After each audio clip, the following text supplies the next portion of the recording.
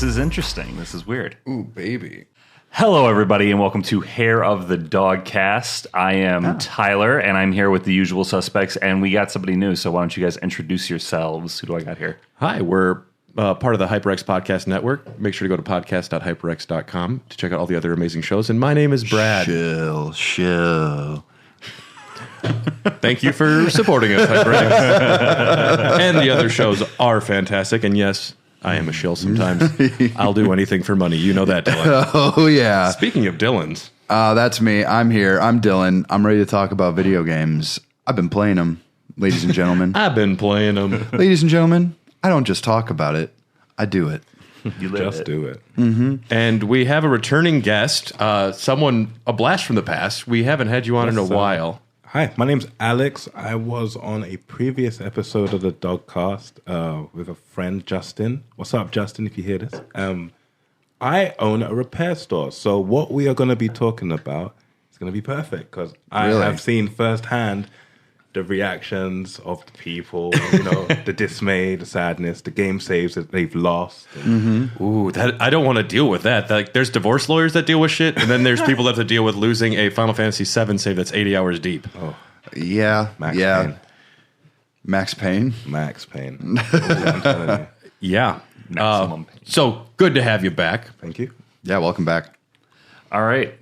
Well, I just noticed your Shrek shirt. oh, yeah. You just noticed that? You got to stay ready for Shrek Fest. You never know when I'm Shrek always, Fest is I'm gonna always happen. busy looking at his It happens tits. anytime. Before we jump into the news, Brad, do you want to pour us one of these special beers? Sure. Okay, so up first, what do we got here? We have from Blue Owl Brewing. This is more gifts from our good friend Ryan. Thank you, Ryan. And Blue Owl Brewing out of Austin, Texas. This is a sour session beer with Earl Grey tea Ooh, I like that. called Cool in the Gang. So we're going to have ourselves a little bit of beer here. Lovely. Lovely. You don't get to do British accents. I Only know. Alex gets to. I know. Apparently so. I think I'm just catching the bug, man. One time we were doing British accents. Me and Dylan were just like riffing on, what was it, like a console built into a TV, and it was only in Europe. And we were doing British accents. We got an email from a guy like, "Hey, I like you guys, but your accents were the worst things I've ever heard." And I had to turn off the podcast because they made me feel sick. And Dylan and I saw it as a complete win, to be honest. Honestly, it's true. If you feel the need to write it, you can just turn it off and then not say anything. But they felt the need to let you know how bad it was. It was so bad. But we gotta knew it was. appreciate it. We knew it was. It was bad. just me and Dylan going, bruv. bro. I was Gov. here. It was bad, but I laughed really hard. Yeah, All right. it was meant to be bad. Cheers, it's guys. called comedy, Cheers. pure comedy. What a delicious, light, drinkable beer. Oh my Damn, god, they don't Not miss. bad. It's a refreshing sour. that Earl Grey. I love tea infused Yeah. beers.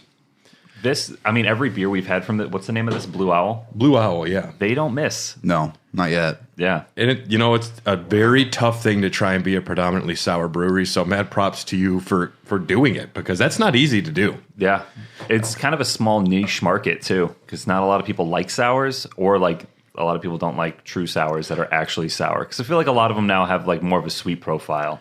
Well, the kettle sours, yeah. Yeah. But also, I couldn't drink 4 pints of those. That's true. Yeah.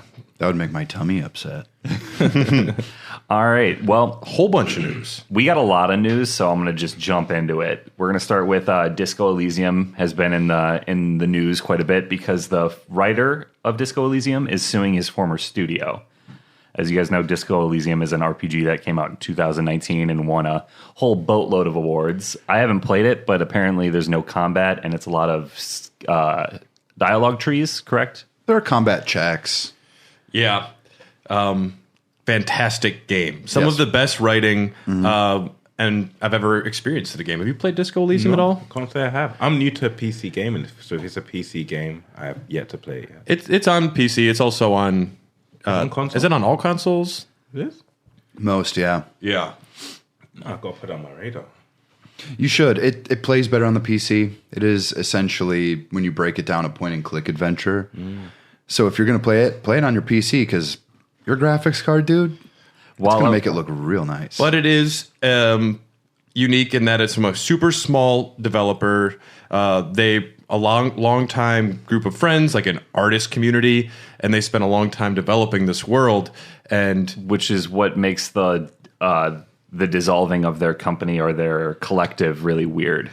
it's horrible. Yeah. So at the beginning of October, it was announced by one of the group's founders, Martin Lugia. There's a lot of names I'm going to butcher. Martin Lugia. That the ZAUM Cultural Association was dissolving, and that's their collective. Yeah. It was in response to an internal dispute that had caused 3 members to leave at the end of last year in a way that Lugia described as involuntary. So they got fired. Yeah, sounds like it. Without saying they got fired, they got fired. What's the inside scoop on this? I didn't read too far into it. Well, Capitalism rears its ugly head, Yeah. and the creators get shit canned so they can make another Disco Elysium sequel without them much quicker. Yeah, it sounds like the studio, because I looked up what ZAUM is, because it's not like a conventional like game developer. No. It was an informal art collective from Estonia that was established before Disco Elysium was ever created. It was responsible for a bunch of projects and then eventually found its way into video games, but they started mainly surrounding themselves with literature and cultural criticism pieces, however you want to interpret that. This is sad. Yes. Some of the art that they make ended up being video games, and then we had Disco Elysium, and the lead designer for that game, Robert Kurvitz, who was one of the 3 who was let go, is suing the ZAUM collective. I'm just going to call them the collective. Yeah. That's fine. Suing the collective to basically get the rights back to Disco Elysium, seeing as though it's his brainchild and he no longer has any creative control over it. Yeah. It's so sad when it happens. Yeah. While I was reading about this, there's a story that when the collective started early on, they were operating out of an abandoned building in Estonia, and they would hang like sleeping bags over the windows to keep like the winter air out. And they've talked about with the UK investors coming in and pushing these 3 guys out, there's been a shift in the ethos. Oh, sure. Yeah, And I mean, you're losing the talent that created the universe. And what is one of the special things I think about Disco Elysium is it's from Estonia. It's from a certain area. It's got a sensibility that you can't just hire other writers to come in from another country. No. Yeah. Like they're losing something very special. It's a voice. It reminds me of when the writer for Mass Effect 1 and 2 was fired in between 2 and 3. Look how that turned out. Yeah. It did not make a very satisfying video game. Like, because the writing was so, in those first 2, they were just so like delicate, and there was so much attention paid to the lore, the hidden histories, and all this other stuff. And then you get to 3. I can just listen to Elcor history all day. Me too. Sad and depressed. More details on what actually is going on with this whole lawsuit and everything is really actually hard to find. Details are pretty scarce, but there is a court date set for November 28th. So after that, Wow, they get it done quick. we could hear more. Lugia, it's important to note that he hasn't been directly involved with Disco The Elysium. Pokemon? I'm going to go with the guy who was one of the founders and not the okay, Pokemon. okay. Probably That's all saying I'm picturing. it's an Estonian name. I'm probably saying it wrong. It's probably way off. But he also said that at the end, I don't think he said toxic, but the collective wasn't functioning correctly at the end, towards the end, leading to the dissolving of it. But also said in the future, it's a tool, and the 3 of us work, or the 4 of us work really good together. It could be put back together. So it doesn't seem like there's bad blood between the founders, but it's just one of those things where people kind of outgrew each other, and then money came in and made everything muddy. When I think of games that don't need sequels, Disco Elysium is one of them. And Top of the list, I'd yeah. rather see those creators do something new and write a new story. Well, this is one of those things where it was a pet project for so long, Yeah. and the writing of it took so long, and you can tell that someone actually really cared. Yeah, there's a novel set in the same world, too. Yeah. Yeah, it's hard to get because it was only in Estonian for a long time. Yeah, so that's sad. Their little indie developer getting kind of smushed.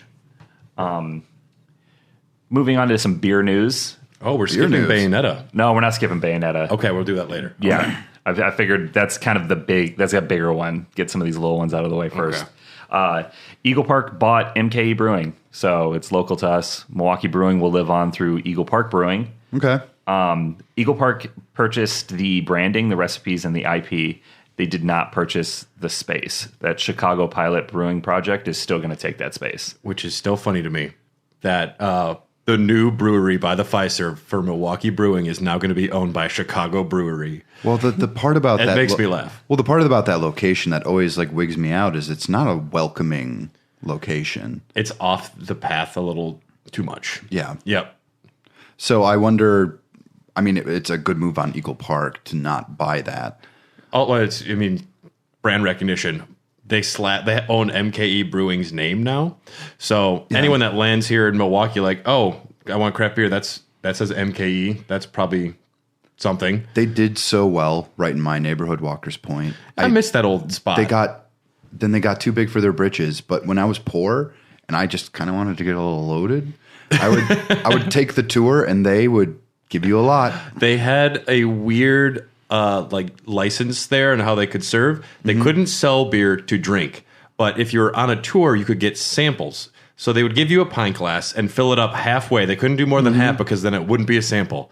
But they would let you drink as many samples as you want, and they'd let you stay after the tour for like an extra hour and a half. Yeah. It was ridiculous. Back in the day, and the anyways. tour was like $8. How long was the tour? It was I don't know. I would say less than 30 minutes. I remember when I went a couple times, there were people that didn't do the tour. They just said they were on the tour and they just stood there at the tap area and just drank. I don't think they cared. I mean, they're still making their money off They that. embraced that. At a certain point, they had to have seen, like, this is your 4th tour this week, sir. Do you want to run it? You could probably lead it. Do you want to just show everybody around? Also, at the same time, how many times do you have to really learn what hops are? Exactly. Been there. Mainstays of the brand like Louis Demise, Outboard, and MKE IPA are already being made at Eagle Park's Muskego location, so this transition should be pretty seamless. Plus, it looks like Eagle Park bought up a good chunk of their inventory, so they're going to discontinue the bottles, and everything is going into 6-pack or 12-ounce 6-packs. So no more bottles for MKE because Eagle Park doesn't do bottles. Yep. I think that's okay. But I'm happy that the beer's living on. Hopefully, I'm a big fan of the Louis Demise, so I'm glad to see that stick around. I'm an Outboard guy, yeah. I like the OG. The OG's great. Yeah. Yeah, so Eagle Park bought MKE. That's sticking around for a bit. Next up, we got TwitchCon, and a porn star got her back blown out, but not in the way that you're thinking. Oh, no. What? TwitchCon implemented a foam pit of death. There was like this American Gladiator style combat where you have like the pole like with the cushions. And Adriana Chechkik. I like that Tyler's pretending he doesn't know how to say her name. I knew he was going to make that joke. I've heard nothing about this, and now I'm going to look up the porn. She was battling another streamer, and she knocked the streamer off. And then to celebrate, she did like a jumping splits thing, like jumped in the air, landed on her butt in the foam pit, and which should be safe because it's supposed to be a foam pit. Yeah, you would think. What? But I saw the video. She lands like. It looks like she hits concrete because she just stops and compresses her spine. And it's actually really tough to watch because she is in a lot of pain. She's screaming like, I can't get up. Luckily, like first responders, she said, were quick to realize that she could have broken her back, which she did. Oh, wow. She broke her back in 2 spots. She's going to require surgery. And then looking further into it, there was a streamer, Loch Vanis, who dislocated her knee and sprained her ankle by jumping into the pit. The same place? The same pit. It's a death trap, this place. Yeah. You know, I've seen her in a documentary. Yes. Great actress. Dylan just did a little bit of research real fast. I had to do it real quick. But then a bunch of other attendees were like, yo, yeah, that foam pit sucked. One guy on Twitter, John Hamburger Jr., He did like a Macho Man Randy Savage after winning his fight. He like dropped the elbow into the pit and said he went straight through to the concrete and that the foam pit was suspiciously shallow. Wow. Okay. Great. So that's how TwitchCon started, and it only got better because then Megan Thee Stallion twerked on Master Chief. Oh. Okay. I've seen this. So yeah, Alex, if you didn't know, Megan Thee Stallion was performing. Master Chief comes up onto stage in full Spartan gear, and she's twerking on him, and Master Chief's like dancing. Yes. And it was officially, in my eyes, Master Chief being like put down. Yeah, like that was him. Like, all right, we don't. Unbelievable. That guy used to be my hero. Master Chief was like days. that guy. After the TV show, I could think of You few wouldn't things want that Megan were Thee worse. Stallion grinding up on you? I'm not saying that's She's known for like twerking in everything. Like She's just twerking She-Hulk, lately. I'm not just Master everywhere. Chief. She Though. she twerked on the Pope the other day. What, you expect Oh him to my have some dignity? I would drop my dignity. I'd be like, all right, this is happening. Cool. Yeah, so that happened. On top of that, I don't follow Twitch too much, so I'm not familiar with a bunch of these streamers. But apparently, TwitchCon was a major shit show. Amaranth was harassed by stalkers. The staff was apparently incredibly rude. Wait, to some of the females online were harassed by stalkers? Yeah, Amaranth, who I do know, was standing there, and a guy walked up behind her apparently and said, like, "Hey, good to see you again." And then she was like, "Fuck this, I'm out," and had to go hide in her room. And then was approached by another stalker. Staff apparently was really rude to attendees and verbally abusive to them. What? One streamer, XQC, was sexually assaulted at a party. So it sounds like Oh, God. it was wow. terrible. That's not funny. Train wreck. Yes, TwitchCon did not do well. You know, when you bring a bunch of people who are essentially anonymous into a public space, and a lot of them are toxic to begin with, maybe you should have reevaluated whether or not this was worthwhile to do in the first place. Doesn't that ring true though? It's just like everyone's anonymous on these things. They watch these things. They find these women. They like fall in love with them, and they keep giving them money. And then what do you expect when you go to I'm not victim blaming at all, and I would never. But it's also just like this is something you kind of had to expect. If I'm someone that's my job is to play a video game and have people throw money at me as an online persona, Yeah. I would just assume some of those people that are throwing money at me might be bad. Yes. And I think it's gonna Male or female. Yeah. it definitely comes with the territory, especially with a lot of streamers being like in real life streamers, and you're blending a very weird world for yourself there, where you're streaming your everyday life. I'm always on the site OnlyMans. Oh, nice. Just kidding. I got nothing. I'm on OnlyVans. OnlyFans. It's a shoe site. It's a shoe site. Well, that one them fits shoes. real good on Get- his toes. Get those Adidas out of here. Yeah, I put them on and I step in cakes on OnlyFans. Really? I just All right. fart on him. Let's get into the big boy story. The Bayonetta 3 shitstorm that happened. What a timeline of events too. Yeah, so Yeah. I will let me throw this down so we can kind of establish a timeline and then figure out what the hell happened. First, you've never played Bayonetta. I have not. I have not played Bayonetta, Alex. I have played the first one, and it was really good. And Dylan is a diehard. It's my favorite character action franchise. It's the best. Really? It's better than Devil May Cry. Platinum games, man. They make, yeah. they make bangers. It's better than any of the God of Wars I've played too. So Ooh. it's saying a lot. Tyler's okay. Okay, I don't know if I can handle that. I stuck it out in God of Wars, though. I didn't stick it out in Bale, so I don't know. That first one does kind of drop towards the end of the game. I understand.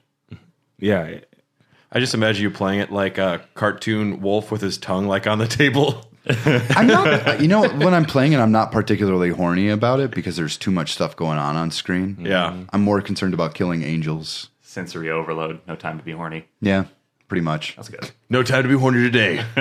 Also getting those sick combos. All right. Well, I didn't know anything about Bayonetta really, and now I know a lot about Bayonetta, so I should probably play the game. They're supposed to be great. Yeah. I'll lend you 2 and 3. It's fine. It started earlier this month when Helena Taylor, the star of the first two games, said that she would not be returning for the third game, which was released 2 days ago at the time of this recording, the 28th, right? For Switch. I'm going to jump in and say she's the star of the game seems wrong to say in itself. She's the voice actress. She voiced the titular character. The star is Bayonetta, who is made by a whole bunch of people that put in a whole lot of art design. Yeah. I know.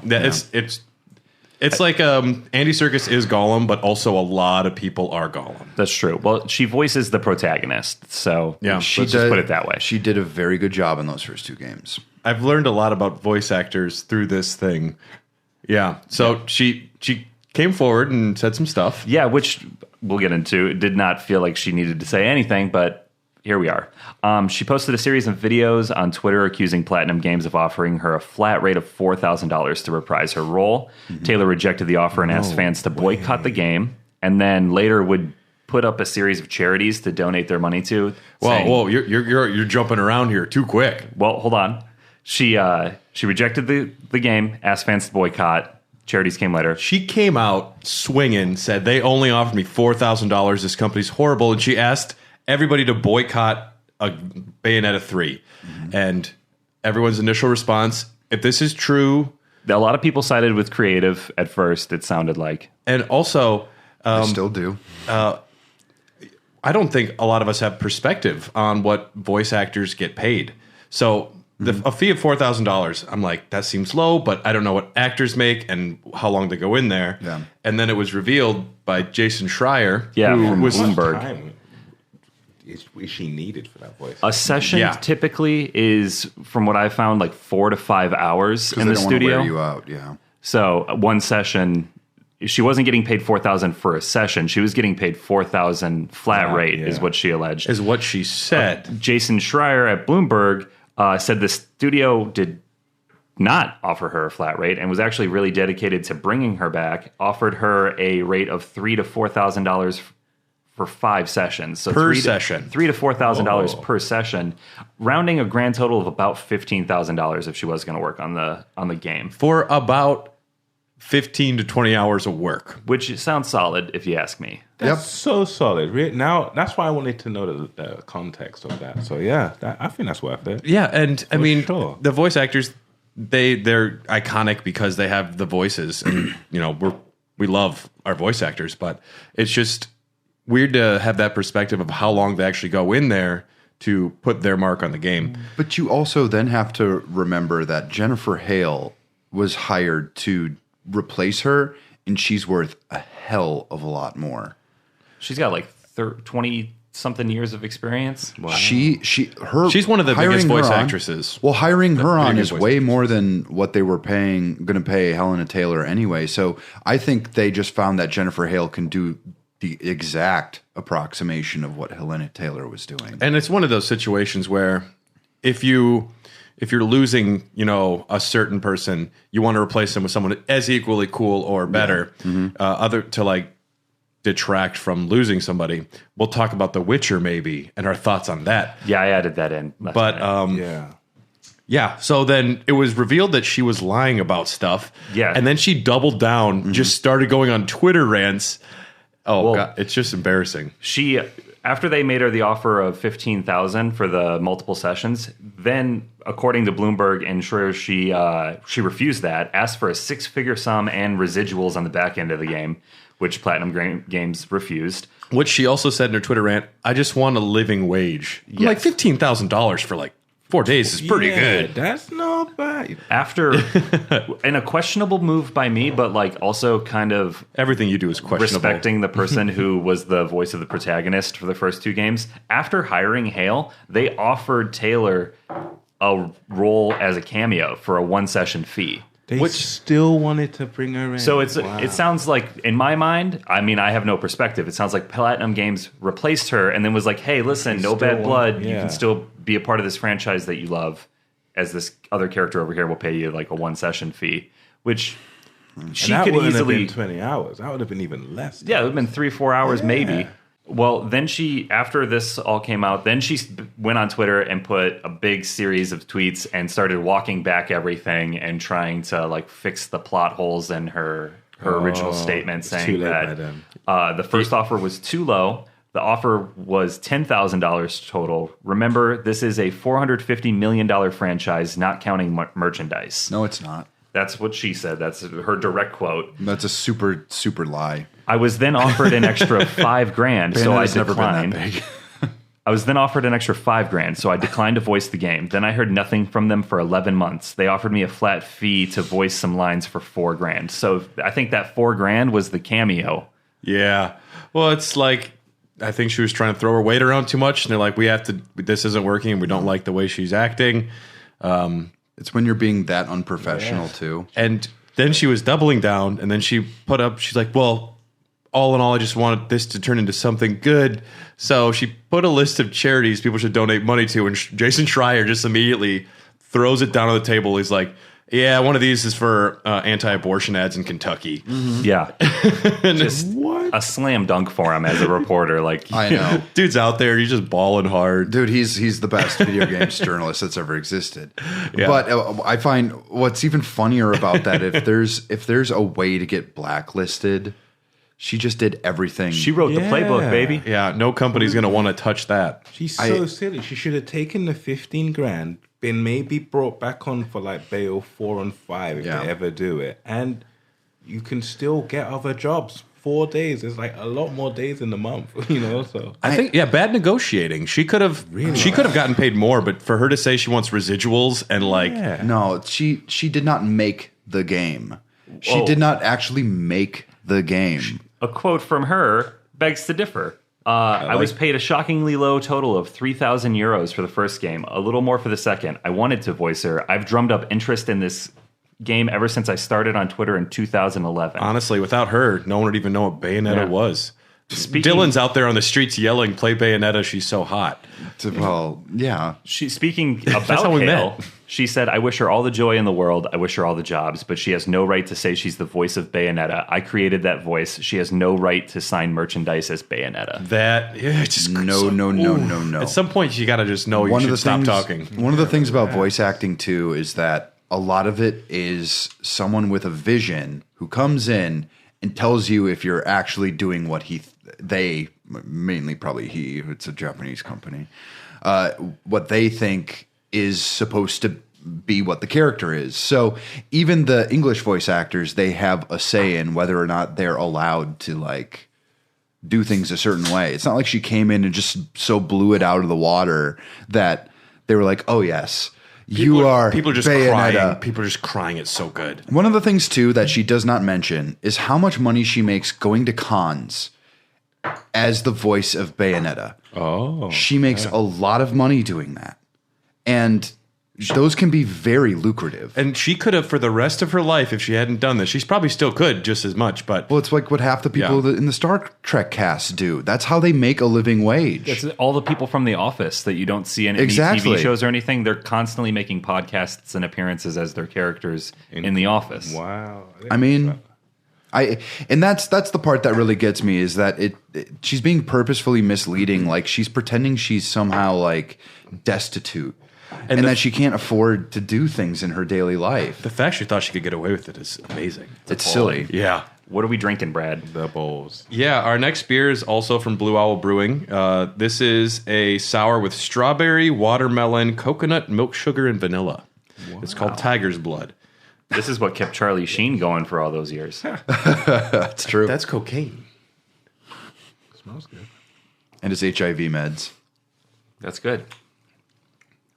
That's really good. Taste the coconut. You get a lot of the coconut, and generally I don't like coconut in beers. Same, but I like that. I love the it's coconut. good. It's Yeah. good. I like coconut. The vanilla comes out pretty well too. You get a lot of coconut, though. Yeah. It is good. In looking at all this, Let's transition to another weird recasting. oh yeah, The Witcher. Or did you have something else you want Oh to say yeah, about Bayonetta? there's No, there's more. There's more. What? It was just There is something more, yeah. interesting that I noticed while I was researching this because it seemed like she was in the right at the beginning because when creative makes a fuss, most people will side with the artist and not the studio. Yes, and just a fair reminder, if you only hear one side of the story, just wait a little bit before you start throwing stones at people because Yep. it was very easy to like, oh, wow, this is horrible. And then you realize, oh, wait a sec.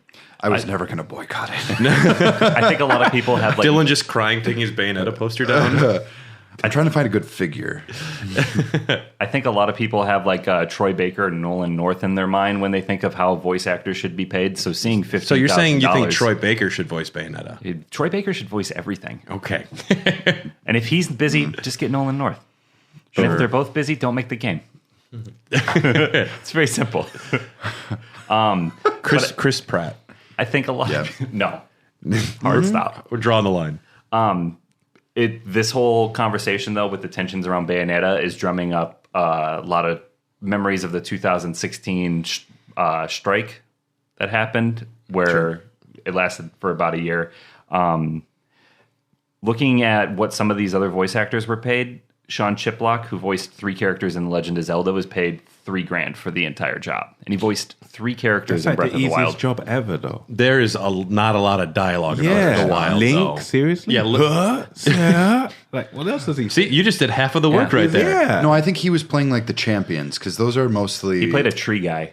He played the Deku. I think so. But I haven't played the game. Even those champions, at most, you could do 4 hours and get all that done easy. Easy peasy, yeah. Yeah, this is an Elder Scrolls It's they're a recording. infamously silent game. But just 3 characters, $3,000. That puts in perspective what that was a union job. So for her to get And if the union negotiates, then the union thought it was fair. Yeah. That's just to put some perspective on it, because I think a lot of people thought it's like a 6-figure payday for any of these AAA titles, and that's definitely not the Well, case. and here's the thing too: when you talk about your Nolan Norths and you talk about your Troy Bakers, the reason they're also getting paid more is one thing: it's mocap. yeah, They're getting There's paid a for- lot more work going into that. Yes. Oh, they do motion capture too? Yes. Yeah, they do. Depending are on the character. games, yeah. Okay. yeah. Most of the game, like I imagine they take smaller games to just do the voice acting, which is fine. But if you see like The Last of Us or Uncharted, that's all mocap. Or you watch the making of like BioShock Infinite. There's Yeah. Troy Baker, and I forget the female actress's name, but I love her; she's great. she's But great. And you see them playing guitar and doing all of the works for what the characters and how they move. Yeah, that's a little different. Yeah. And then the last thing is that I found out a going rate for a non-union job is $250 an hour. So if you're going to do a non-union job, you're going to get paid $250 an hour. But the problem is there's a race to the bottom right now because voice acting is such a desirable job. A lot of people want in, and a lot of people want to do it, that they are willing to cut their rate and work for less so that they get the job over somebody who's going to get the $250. You just want that one ticket to go to conventions the rest of your life. Yep. Yep. I was the voice of Shrek in the Xbox original Shrek game. honestly, that would do real well. I would love it. Yeah. They would be the celebrity at every Shrek Fest. Mm-hmm. Wouldn't even have to eat the onion to be on stage. Yeah. So that's been a shitstorm. Speaking of shitstorms, my day was ruined, and I hate everything as of yesterday. There's no reason to live, and this is bullshit, and I hate it. Henry Cavill is leaving The Witcher after season 3, and he's being replaced by Liam Hemsworth. Oh. I'm sorry. Yeah. Yeah, this is just Do you think it's because he was hired back as Superman? 100%. That is what's 150%. going on. Why does he get casted for things he doesn't end up liking and then leaves and then wants to come He back? liked. I know he liked Witcher. being Superman. I think he hated the drama surrounding the Snyderverse. Yeah. But I always thought Henry Cavill thought he was a good Superman, He actually. has the look, and he's got that Captain America quality. Like he's just like a wholesome, good dude. You watch him making PCs online, you're like, Yeah. he's one of us. You know, he's like a gamer. He's one of us. Mm-hmm. And then he's so likable as a person, and I think dude's buff. Like he looks like Superman. I don't know. And I think he does a better job as Geralt than he does as Superman, because he nails Geralt. He carries that show on his back. Yeah, it was and I awesome. think the writers aren't staying very true to the source material in Not terms even of close. Yeah, so I think he had a problem with that. Somebody in the Discord last night, I was really drunk, so I forgot who posted it. Mm-hmm. But they brought it up that it looks like it could have been a disagreement with him wanting them to stay closer to the source material on top of him being offered Superman. So it's kind of like If that's true, how badass is Henry Cavill? Like, no, stay closer to the Witcher's source material. Well, like, he learned the signs. Like if you actually watch the learned show, he yeah. learned the hand signs for all the different like art and all that. Like he's doing the actual shit. Yeah. there's going to be season 4, episode 1. Liam Hemsworth comes with a scowl on his face, trying to sound intimidating. Well, I feel like they're going to do some polyjuice potion shit where they're like, this is Geralt, but he's in a new form. What they should have done, they should have just either delayed the 4th season and waited for him to come back I if don't he was know. gonna. Chris Nolan got away with it.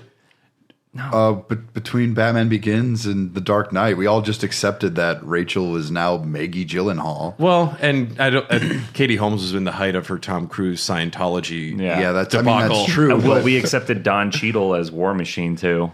That's because Cheadle's superior. That is true. Cheadle is superior. And Liam's not going to be superior. No, I can't imagine this working. I can't imagine this. Other than diehard Witcher fans will watch it because it's still the Witcher story. I'll be watching it. It's the only fantasy series I've actually really loved. So What was their objection to sticking to the source material, though? I know why. It's because in the book, like Blood of Elves, not that much happens besides hanging out with Ciri and training and having Triss show up at Kaer Morhen. And there's a lot more to that, too. But it's like there's just not a lot that goes on. And it reads very well and it's very interesting, but it's also not for an exciting Netflix television show where they have to constantly show it to people. Like, do you like this? Like, focus test it to death. I think you're definitely right. Plus, they want it to be Game of Thrones. They want to have They want that. multi-story and multi-areas of the country with different characters doing different things while the war is going on. Now, They we know want that you scope. like Kit Harington's great Jon Snow. We got Tom Holland for the next season, though. It's just like, we can't, no, like, Liam could get buff enough and look the part. I could accept Chris Hemsworth. I think he's at least like got the buffness to him, but I don't know. Henry Cavill, he's just got that like brooding darkness. I wouldn't talk to that guy in a bar. I mean, I would. His That's because you know. his casting was damn near perfect. It would be like in between Wolverine films if they replaced Hugh Jackman. Like he is Wolverine. You're not going to do better. I've never thought of him as Wolverine. No, he's not Wolverine. He's a great character, but Wolverine is a 4.5-foot Canadian. Like I've always viewed Hugh Jackman He's supposed to be- synonymous with Wolverine. I've always said Me too. Wolverine is supposed to be 5'3", a little bit ugly, but in a way you'd still be like, that guy fucks. And he has a bit of a Yooper accent, you know. I love Hugh Jackman. I think he's a great Wolverine, but I would like if when they recast him for the want MCU, ugly I Wolverine. want short, ugly Wolverine because I've heard Short. people say like Tom Holland Wolverine. I've heard though like short get you, Sabretooth. like short guys don't have like a ton of superheroes that they have. Like Wolverine's our guy, and the fact that they Wolverine like is their guy, here's yeah. our towering, giant, sexy Wolverine. It's like 6'2". like, give me a short guy. You know, he's ours. Yeah, Yeah. I want my short king back. But perfectly balanced as all things should be, we did get some good news in the world of The Witcher. They are remaking the original Witcher 1 in Unreal 5 for the new gen systems, which is great because I've never played it. What's the original Witcher 1 on? It is for PC. PC. Okay. Yeah, it's 360. Came out in 07. They're building it from the ground up in Unreal 5, and they're using the same system as Now hold the on, new they are not trilogy. remaking it. A different company is making it. The company that's making Blue it, Point, right? I didn't write it down, but I did read that they have worked on Witcher games before. That could be good or bad. be That doesn't. anything. Yeah, that's not a selling That point could be in yet. a mobile game. There are a great number of remakes made by other studios that have been extremely Sure. great, and a bunch that have failed miserably. It makes me wonder why that they're doing that, because The Witcher 3 actually at a certain point ends up summing up what happens in the first two pretty well. I think they're going to try and put out the original trilogy remastered along with the new trilogy they're working on, because apparently the new game is going to be the first of 3. So I'm still waiting for that Witcher 3 XS5 patch. Yeah, that would be great, wouldn't it?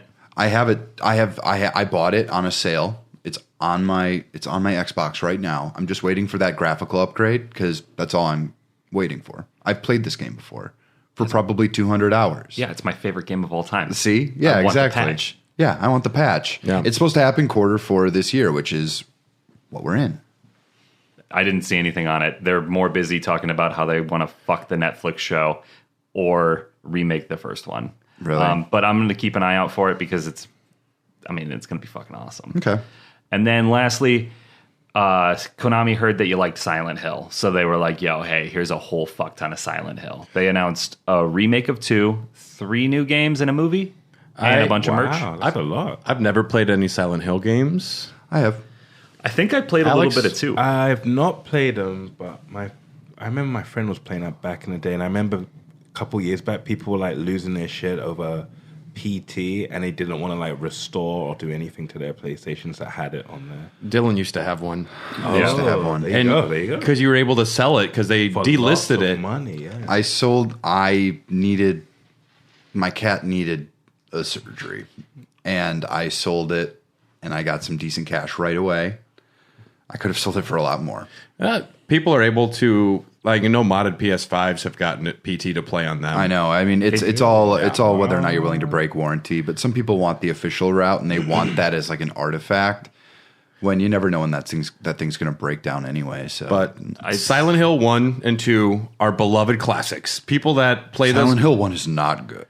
I mean, yeah, it's of its time, but the people that play it, like, they're obsessed with it. It's true. And there hasn't been a good Silent Hill game in a long time. And now people are worried because Silent Hill 2 is being remade by the Bloober team. Great. Who Those are the bad guys from Mario Sunshine, I think. it's a horrible name. The Bloober team. What kind of games do you think they make, Brad? The Bloober team. Mobile. Bloober team, what do you got? I'm not sure. Bluebird? Dylan, the Bloober team? What do they sound like they make? Licensed crap.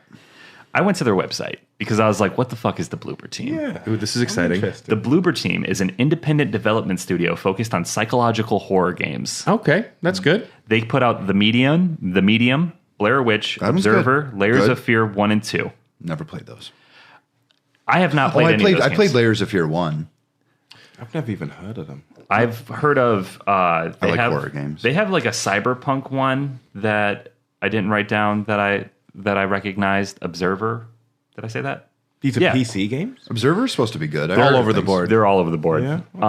But then I was like, I'm not familiar with these games. I didn't even know they made a Blair Witch game. So let me. Yeah, the Blair Witch game's pretty cool. I didn't play it, but I've It's good. heard a lot about it. People like it. I played it in VR. It's essentially about having a good dog. Yeah. Partially. It's all about a dog saving you from your own PTSD. Oh, That's kind of nice. what it is. Yeah. It's a service dog. Yeah, essentially. Yeah. And at the end of one of the Silent Hill games, it's revealed the dog is orchestrating the whole event. His name is Bullet. Some M. If I Night remember Shyamalan correctly. shit His right Name would there. be like It's Jigsaw. it's like a weird secret ending. But after Konami had the Silent Hill things, they also announced that there's a plush of the dog that controls the universe available. I saw that and I'm that's like, that's cool. I'd buy that. I don't know. Yeah, I guess I'm optimistic for it. I mean, I'll actually try and play it because I've tried to play the other Silent Hill games, but I feel like I missed the boat. Going back to PS1 games doesn't always work. Yeah, so they Silent Hill's back in with a force. They're putting 3 new games out. A movie that's going to be directed by the guy who did the '06 movie. So that's interesting because that has one of the most terrifying things I've ever seen in a film in it when Pyramid Head just rips that lady's skin off and chucks it at the church door. That scarred me for a long time. This is inside a movie or the game? Yeah. Which also has Sean Bean in it, right? Sean Bean? And it's got Kit Harington in the sequel, at least, anyways. Oh, really? Yeah. Yeah.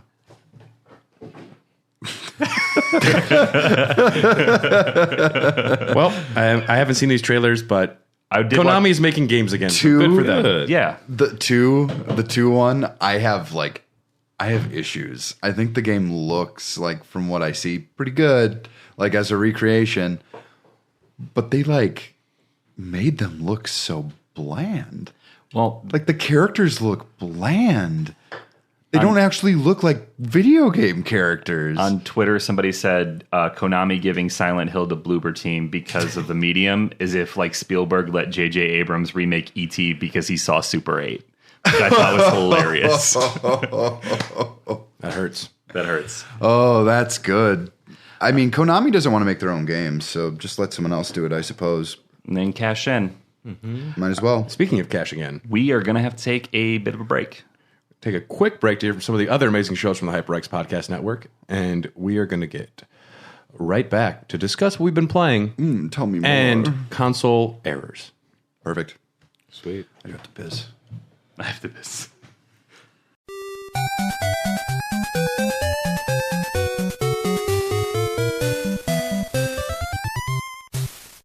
Previously on Chat of the Wild. But what we have to do is there are these seeds in these little holes that we have to put specific water on to make them grow up. And we get the Mario sound effect for the vines going up. Yes. Like it's what exactly is the sound effect for Mario that they use? It is- Can you guys just do that simultaneously again? Thanks. Chat of the Wild, breaking down Zelda and Zelda-like games, one dungeon at a time. Wednesdays on the HyperX Podcast Network.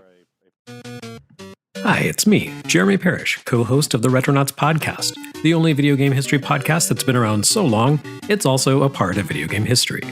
Every week, one of the motley rabble who host this show leads a deep dive into the past, whether it's to break down a classic franchise, learn more about a timeless game from its creator, or just wallow in nostalgia. Relive history with Retronauts, here on the HyperX Podcast Network.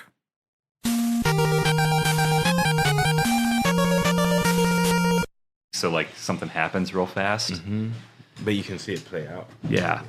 Like with the Bayonetta one, that's a better story to tell. It's all a at little. once. It's honestly a bit more of like an encapsulation, and you can kind of like it. In that way, it kind of stays a little more evergreen. Yeah, Because it's then more it- about the perspective Yeah, than like the breaking news. yeah. Because like, are we going to really cover this to for people who are already interested in video games? You know, it's like, who are we doing it for? Yeah. So like, creating like a little more of like a bulk time capsule of each of these months. I know who we do it for. That's why we have that picture of Tom on his motorcycle. Yeah, We do it for him. He looks so young in that picture. Rest in peace, Tom. Tom used to be the Dogcast guy. Oh. Yes. Until we still have Josh, but sadly Josh lives far away. But they will be together in the next episode. Reunited. Until he got into that bike road to the sky. So I don't know if it's a for sure thing, but now that I'm doing beer delivery for Ope, Oh. I did see like a month ago a bunch of beers that were going to Josh. Oh yeah, Josh gets all the beers. So if Josh orders beer, I get to drive his beer over unless he comes Watertown. and picks it up. He But- might come to pick it up. He likes coming to Milwaukee. He looks for any excuse, and his like cousin is one of the coaches for the Bucks. So we have another beer here. Dylan's going to tell us about it because it's one he brought. Oh, I found this at Pick and Save, and I just got a random like 6-pack. This is the Berry White. It is. I didn't even look at what it was. It's a white pale wheat ale with hints of fruit. Okay. Every adjective you looked confused by there. I know. I don't know why. Like crisp pale wheat ale, I felt like there should be like, commas in there somewhere. With flavors of mixed fruit that will remind you of your favorite gummy treats. Barry White summed up this beer when he said, "I can't get enough." Well, thanks for sharing that. Of course. Ooh, It's fruity. Yeah. subtle. Whoa. That's It's really fruity. It's fruitier than I thought a beer could be. You see, I didn't get a ton of fruit actually. I got fruit. It's like on the tail end after you get like what Yeah. tastes like a wheat beer. It really does the- taste like gummy bears though. That's And it's Berry White spelled BEAR. So, not berry. well, this is good. let's start with you, Tyler. What have I been playing? What have you been playing in this past month? All right, in the past month, I jumped right back into Elden Ring. Yes. So pretty thick into the Elden Ring. I'm using a guide this time on my second playthrough, and I'm just like going, Which is okay. yeah, because I already did all this once, and I'm like, I need to get back into the feel of it. But then it's almost better your second time through with a guide. I'm not using a guide saying like go here, do this, then this, then this. I just have a map pulled up with all the dungeons, and then I just run to all the dungeons and do it, Yeah. which is a lot of fun. Yeah, get your money's worth. You're not missing anything. now, Exactly. Yeah. And I've already played through the majority of this game once, so And the sense of discovery is so huge in those games. But after the discovery, the sense of completion and just understanding the world and having a grasp of what's happening. I'm doing my second, third, and fourth playthroughs concurrently, and it's just great. Like, I have one character who I just kill all the merchants. Like, I don't care. Koberic just kills everybody. He doesn't care if someone bothers him in the least bit. He's like, I'll kill you. Because then you get to have all of their goods back at the round table hold. And I'm just so excited because he's going to go full dung eater in the end. Okay. But it's fun just being able to run through the game and know where things are. It's a little different. Yeah. I've been having a lot of fun with that. And then I'm also playing A Plague Tale, the first one, since the sequel just came out. I've been playing the sequel. I want to play the sequel. I saw the trailer for it. I thought it looked amazing. And Plague Tale's been on my radar for forever. And I was like, I'm just going to bite the bullet and go for it. And I like it a lot. It takes about 15% of the way through the game when things actually start kicking up and you get all the stuff that you need to like. It just got to that point where it's because like what they're opening trying up. Exactly what they try to do is they try to essentially create like these not even semi-open worlds, but like these linear corridors of worlds. But the way you can move throughout them and in stealth. It allows for so many different things that you can possibly kind of jigger and move around, and they create like a little set piece experience. Yes, it's like a good way. It looks way better than it has any right to. Yeah, it's a beautiful game. The sequel too. God, whoa, you're digging it? Yeah, I'm really into it. I'm probably about 20% maybe through it. I don't know how many chapters there are, but I feel like I'm a good. I think 12. I think I'm through the first act, and then lastly, because the World Series are on, been playing a little healthy dose of MLB The Show. Okay. Yeah, Is it on Netflix? The show? No, it's not. I actually played the show. I don't like sports games. I play sports games whenever the playoffs are going on. So like when the Super Bowl comes around, I'll play Madden again. I just can't help it. I like sports too much, and then I like the simulation. So, well, my tacit rule is if it doesn't have Mario in it, I'm not doing it. What if I named my character Mario? There's probably a lot of baseball players named Mario. There is. Yeah. But there's not a single Wario, and that's where the issue is. Well, hits a home run, just like, wah! I need that ass sliding towards home base. Up next, we have Wario, and he's coming out to the GameCube soundtrack for his game. I love that. Well, how about you, man? What have I been playing? Yeah, Alex. So with my kid, we've almost come to the end of the road. We're playing Ratchet and Clank 5. Oh, PS5. A Rift Apart, right? Yeah, it's so good. The way it just loads straight in. It's kind of got that God of War feel where it's always being like the cinematics just blend seamlessly into gameplay, and I love when games can do that. I felt like it was hit really good with God of War, really good with Ratchet. The game is just beautiful too. Yeah, Just so the world and the colors. Mm-hmm. So the kids are loving that. I just recently built a PC, so I'm getting in. I need your Steam accounts, by the way, if you play Steam games. I'm a plebeian. Yeah, I had it before my PC died, and I've never been rich enough. I to know a afford guy new that one. fixes them. Just saying. Yeah. You can take a look at it. Yeah. I'm more than happy for you to take a look at it, but I gave it to Tom, and then Tom broke it. Oh no. He's old. Tom's old. This isn't MS-DOS. Where's the floppy disk? So you built a PC. Yeah. So I'm getting my hands used to training them on mouse and keyboard, which I've been playing controller forever. WASD, buddy. Yeah, man, it's fun. So I've been playing a little bit of Apex. It's like a EA kind of respawn, free-to-play game. Battle Royale is the meta of shooters right now. So, Yes, it is. Been enjoying that. And Nintendo-wise, I always play Smash Bros. You and Justin still play all the time? Yeah. Predominantly online, or do you guys get together and play in person? Well, he's actually coming over tonight for dinner, so that means in person it's going down. Do you prefer, are you better in person or are you better online? Absolutely. I mean, unfortunately, Nintendo's still stuck in the 90s when it comes to like their netcode and stuff, so it's not fun really to play online. No. Not a Smash Bros game where, it's like you need reaction time. If there's a frame lag, it's ruined. Yeah, so It's not like Splatoon where it's just utter chaos. that's why we just we settle for Mario Kart, but Justin seems to be able to destroy us at that game every time. Who do you play as in Smash? Right now, I played Pichu, the Pokemon. Okay. Yeah, so Controversial. really light, probably the lightest character in the game. Hurts itself when it does any electric attack.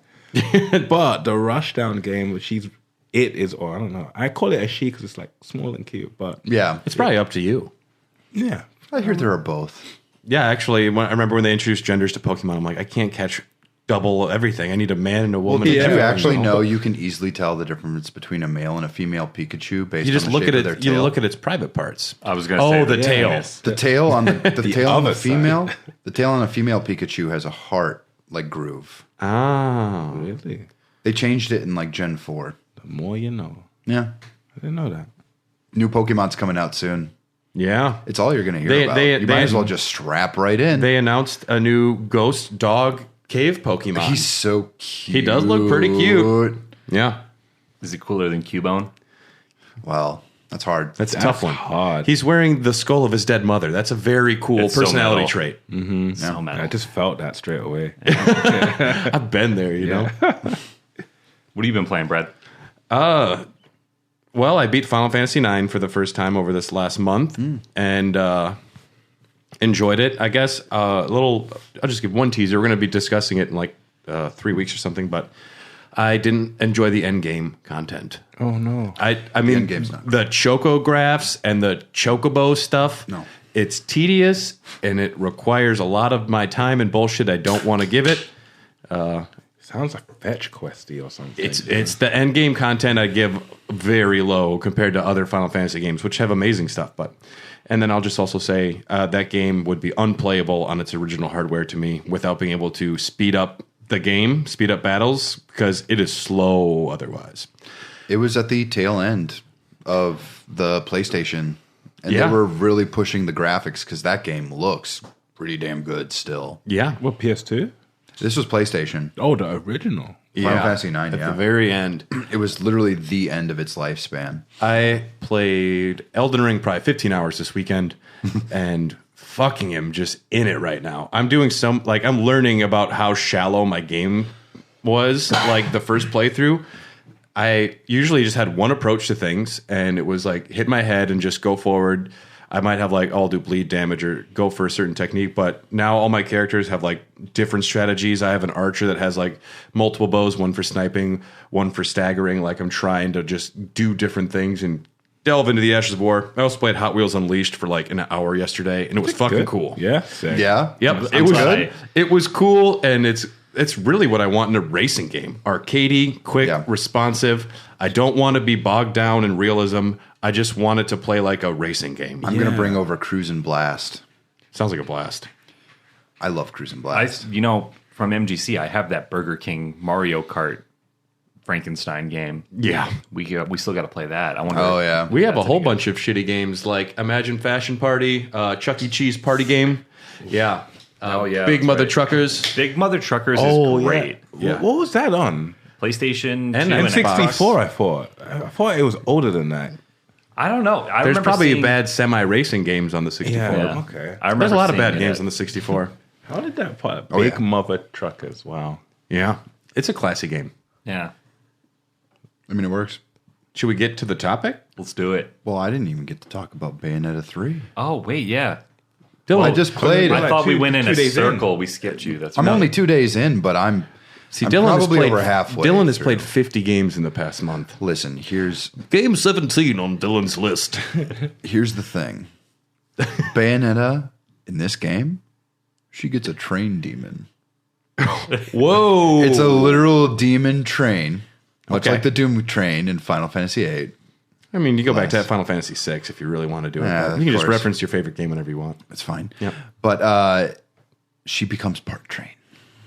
I've heard that there's some character assassination that happens. Well, we won't talk about too much in there, but I hear that there's Well, I some don't know what things- happens towards the end. I've heard there's some things that people don't like what they've done to the character. But I also don't know what I'm reading when I read those articles. So The game is very good. The new voice actor, Jennifer Hale, it's so similar that it's almost like negligible. How do you? So yeah, you are the people. You don't mind it. You're okay. with Oh no, I don't care. Okay. And especially like how much leather is she this wearing? woman, I just didn't become Or a. I not just wearing. I'm just not. Hey. I'm not a fan of this Helena Taylor anymore. Just because like she has a lot of views I don't really like, and I don't think that people should be like punished for that. But I'm just like it does really kind of put a damper on any enjoyment I have thinking about it, and. I can speak with my money. I don't have to like personally assassinate her for any of her beliefs, but like it's to me, it's just like, I'll take Jennifer Hale. She's clean cut.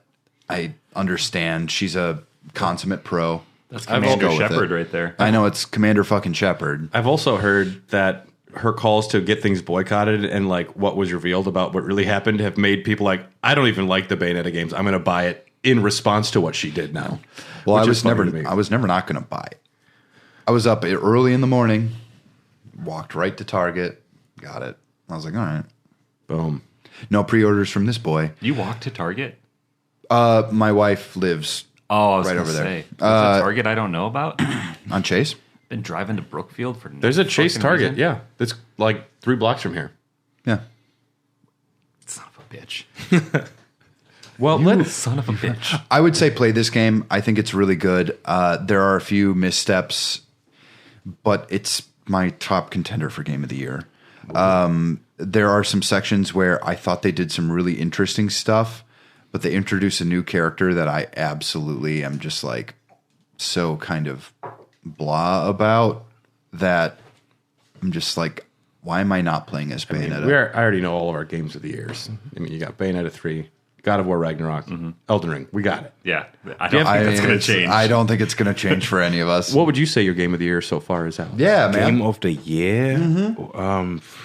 Well, I'm holding out for God of War. Like that's a console pusher right there. That I bought my PS3. What was it? Yeah, for God of War 3 just to play that. That game was just wicked. So Really? I'm holding out, and I hope that it is going to be God of War. That's what I want. As long as it doesn't blow it, it should be God of War. It I should have, be. Yeah. I have read some of the early impressions. I didn't like the trailer. I'll say that much. Oh, no, I didn't like the trailer either. I don't want to have epic moments spoiled to me. Yeah, too much. Yeah. Yeah. I think that just All you have means to that there's do more is hidden. have him show up, pick up the axe, and say, boy. I'm like, it. "Ah!" Yeah, 300 mode. Like, Yeah. I'm ready to kick a dude, you know? Early impressions are good on this, though. Yeah. That's all I'm going to say. Like, I heard some things. Obviously, I'm not going to tell anyone here. We but didn't really mention it, but the game got leaked, sold early by a retailer, and Cody Barlog, the main guy behind it, the creator, he's like, I understand now putting an installer on the disc so people wouldn't be able to play the game unless the installer is like delivered online a certain day or whatever. That's what happened with Red Dead 2. Well, no, Red Dead 2 has an install disc. There are more than a few now these days. How do you drop the ball? Like, as a game retailer? These things happen. I beat all of Halo 2 in French on a modded Xbox back in the day. Yeah, I remember that. Yeah. My friend got that early too. And I didn't know what was happening. Je ne comprends pas, Master Chief. No. Je suis Master Chief. Je suis Megan the Stallion. But let's get down to the main topic for today's episode. Yeah. And that is console malfunctions, hardware errors, potentially software errors. What do you do when your console takes a shit? Panic. First thing you do is you panic. We've all, I think, probably experienced some of these, but our special guest today, Alex, you work for Ubreak iFix. Mm-hmm. And I think of that. I remember initially, I'm like, cell phone repair, but you actually repair consoles. Mm-hmm. Many consoles. We've seen everything in consoles. You'd be surprised what you can find in a console. Everything. Student cards, money, a knife with peanut butter on it once. Like Inside. a switchblade? Like it was in the disk drive, like in there. No, I understand maybe being ill-advised and using a knife to try and pull a disc out. I'm not going to do it, but I could see a bad thought process. But with the peanut butter on there, I don't know. No, the peanut butter dirty one? Like, the why? peanut butter sticks to the disc, and then you got a little bit of leverage. That's exactly what that person thought. That is exactly what they thought, Yeah. and I'm really ashamed for having thought it. Well, and there's been times where I knew my console had crapped, like it was done, Yeah. and I just need to get a disc out of there. Mm-hmm. But Alex, what would you say is the most common console error that you get that you can fix? That sounds really intriguing. I don't Yeah, know if you mean like not inflicted by the consumer, the user. I would say that. I would say probably in most recent times, it would probably be either hard drives just taking a crap on PS4s just because it's a hard drive. It's going to die eventually. But I would say the most recent one that was just widespread was probably the stick drift on the Switches. Okay. Yeah, let's start with Joy-Con drift. What is happening there? So there's like this like when you take apart the Joy-Con, there's like this little membrane around it that just wears out after a while. And then if you just look at how small that is, these kids are tryharding playing FPS games at 30 frames a second, trying the best, or they're playing Smash Bros, and it just wears out. So, I've actually replaced the full analog sticks. Yeah, me too. And they're not like super expensive, but super cheap. They're not cheap either. But like it's to do it yourself, it's literally there are just like two connectors into it. Connectors. The only problem is that they are these teeny tiny little artifacts, and you can't really. Let's just say that the size of my hands are so much bigger that even trying to like do this, I feel like I'm just going to snap it in half. Yeah, and we see many times where people try to do the repair. We also get like the people that watch a YouTube video which over-explains something and they do way too much to try and fix their device and break it because they did a step they just never needed to take. Sure. And do they just get frustrated and grab the knife and the peanut butter? Yeah. They're like, I got this. Yeah, just getting in there and stuff. So, I've snapped a Joy-Con in half because I was upset with it. yeah, I tried to mod. Well, my first set I modded successfully, but the aftermarket parts were just really shitty. So like when you're screwing back in the screws, it's just like breaking in the threads and stuff. But it worked. So Yeah, I have two sets of Joy-Cons because I'm the Switch bitch, and I've repaired one of them twice. Wow. My OG one I've repaired twice. In fact, there was like button lag. I don't know how I fixed that. I looked up a YouTube video. So you guys know though, Nintendo came out and said, I'll never do it again. Our controllers suck. You can send them in for replacement or warranty repair for free. So They are doing that for the Joy-Cons now. Yeah. Okay. It's all free now. You don't have to. I mean, it's still going to take you 3 weeks, but There is a data analyst in the background crunching numbers like what is more costly to us, getting all of these sent back to us, potential lawsuits or loss of reputation. Yeah. Because they resisted for a long time. They're like, nope, we're not doing nothing about it. It's not that big of an issue. when it was much poorer, it was such a drain. Like I had just my Switch. That's all I had. And I was just like, well, can you please just repair it? Your product sucks. Everyone agrees. yeah. Like I still don't like using the Joy-Cons. But you play predominantly with the Joy-Cons. It's something I got so used to. Yeah. And my hands kind of form around it really nice now. I can hold it a certain way that doesn't you don't look. get the drift anymore, right? I don't get the drift anymore. I bought the new pair of Legend of Zelda ones. Yeah, I gave those to my wife. Yeah. Which are so cool. That's a great gift that you can use I've whenever never you s- want. I've never experienced drift on them. That's good. And it's been a while. I want to get Carly a video game controller as a present. She'll never use it, but that's great. To just buy myself a gift. That's great. Here's is your the wife wife is your wife a controller. big gamer? Animal Crossing. Okay. She's put like years into that game. I feel like hours and hours. Yeah. Her island though has not got one weed on it, so worth. Totally worth it. Totally worth it. All right, yeah. I mean, good work. Yeah, I haven't ever experienced the Joy-Con drift, but I also only use Joy-Cons on car rides, essentially. Because otherwise I'm Otherwise, just playing with my Pro Pro controller, which Yeah, that's what I'm for used sure, to. yeah. Something so I don't good. even own. Really? Yeah, they're really nice. I'm always curious too on those like $20 wired Power A's. those and Power stuff. A's. Yeah. They look okay, and they're officially licensed. They're getting like good characters and IPs on them. I just prefer the Pro. I mean, I want wireless. yeah. You know, It's I just- think the Pro controller is the standard. There's something that's It's just it's $80, and sometimes you're just like, do I want this quality of life improvement? I can already do the thing on it. Even playing Bayonetta 3 right now, I'm kind of like, You don't know you want it till you have it. I know. Yeah. Then That's how the did problem. you live without it? and it's like that's why Exactly. you never pick up a PS5 controller unless you're getting a PS5 because you will be upset. You will cry. That's why I haven't. Yeah. But they are available now, PS5s.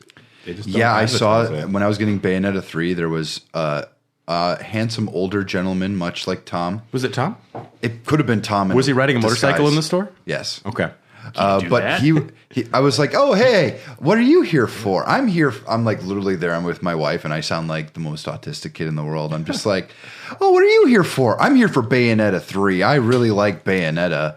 Is that what you're here for? And he's like, no. And I'm like, oh. And then I'm like, oh, you got a PS5. Pretty good. And you gave him some finger pistols. I kind of did, yeah. I did open one more drink we're going to share here. I love the Ecto Cooler from Eagle Park. I love it too. And the Ecto Cooler is great. This Why is this Halloween controversial? season, they made the Mega Ecto Cooler, the double Ecto Cooler. What does that mean? And imagine something that's already perfect and you just dump more alcohol in it. It's like a Bloody Mary is perfectly balanced. It's what you want. If you dump more vodka in the Bloody Mary, You're just drinking tomato vodka. and I made that mistake at a Renaissance fair, and it was horrible. But this is the Mega Ecto Cooler, the double, whatever they're calling it, and it's just too boozy, and I'm not a big fan, but Carly brought a crowler for us to share, so we're going to have it. It's at 10%. To me, it just tastes like vodka. It is gross. Yeah, It's gross. I don't wasn't- like it. I wasn't a fan, but That is bad. It's actually better warmed up a little bit, but it's not as good as the You're original. gonna hate this, and I'm always the most controversial about any opinion I have. Apparently, this is awesome. This is really good. This does taste better than the one I had on tap, I will say, but It tastes like a mixed drink I make at home. vodka and Kool-Aid. There have been times, Hey, we've all been there. I have recently. I have had to send in my consoles multiple times. And the one that I think most people have been affected by, PS5. no, Xbox 360. Oh, the red ring. 360, dude. Oh my god. The Red Ring of Death, perhaps one the little most connector. infamous console flaw of all time. The Red Ring of Death occurred as a result of overheating, making the console useless. The problem was fixed in later revisions, but the damage was done. Microsoft owned up to this expensive mistake and extended the manufacturer's warranty to 3 years instead of just one. Cost the company around $1.15 billion. Why? Oof. a lot of money. And especially when, Microsoft finally, like, the 360 rules. It's doing great. The PS3 botched their release. They definitely caught up in the end, but the 360 was like, finally the Xbox is here and it's a powerhouse. Well, I'm a Sony fanboy, as we all know, and I bought a 360 instead of a PlayStation 3. Like, Yeah. that's how good the 360 was. Yeah, I was too. I was actually a Nintendo boy all the way until the 360. And the 360 is still one of my favorite consoles of all time. I love that machine. But I did get the Red Ring of Death. And it's like 9/11 or something. I remember exactly what I was doing when it happened because it wrecked my whole world. This Elder Scrolls 4. this was such a Oblivion. this was such a big problem. Really? Are you kidding me? Yeah. Oblivion. Okay. This was such a big problem for Tyler. He compared it to 9/11. In retrospect, as I was saying that, No, but like I see what you mean. Like you remember exactly where you were when it happened. yeah, it and was. your heart sinks, and there's nothing you can do. I was playing one of the Harry Potter games and it froze, and I was like, ah, shit. And then I lost a bunch of save progress, so I turned it off. I went about my business for like an hour or two. I came back and I was like, yeah, I don't want to play all that bullshit. Masturbating. I don't want to play all that bullshit that I just gave a played. yeah.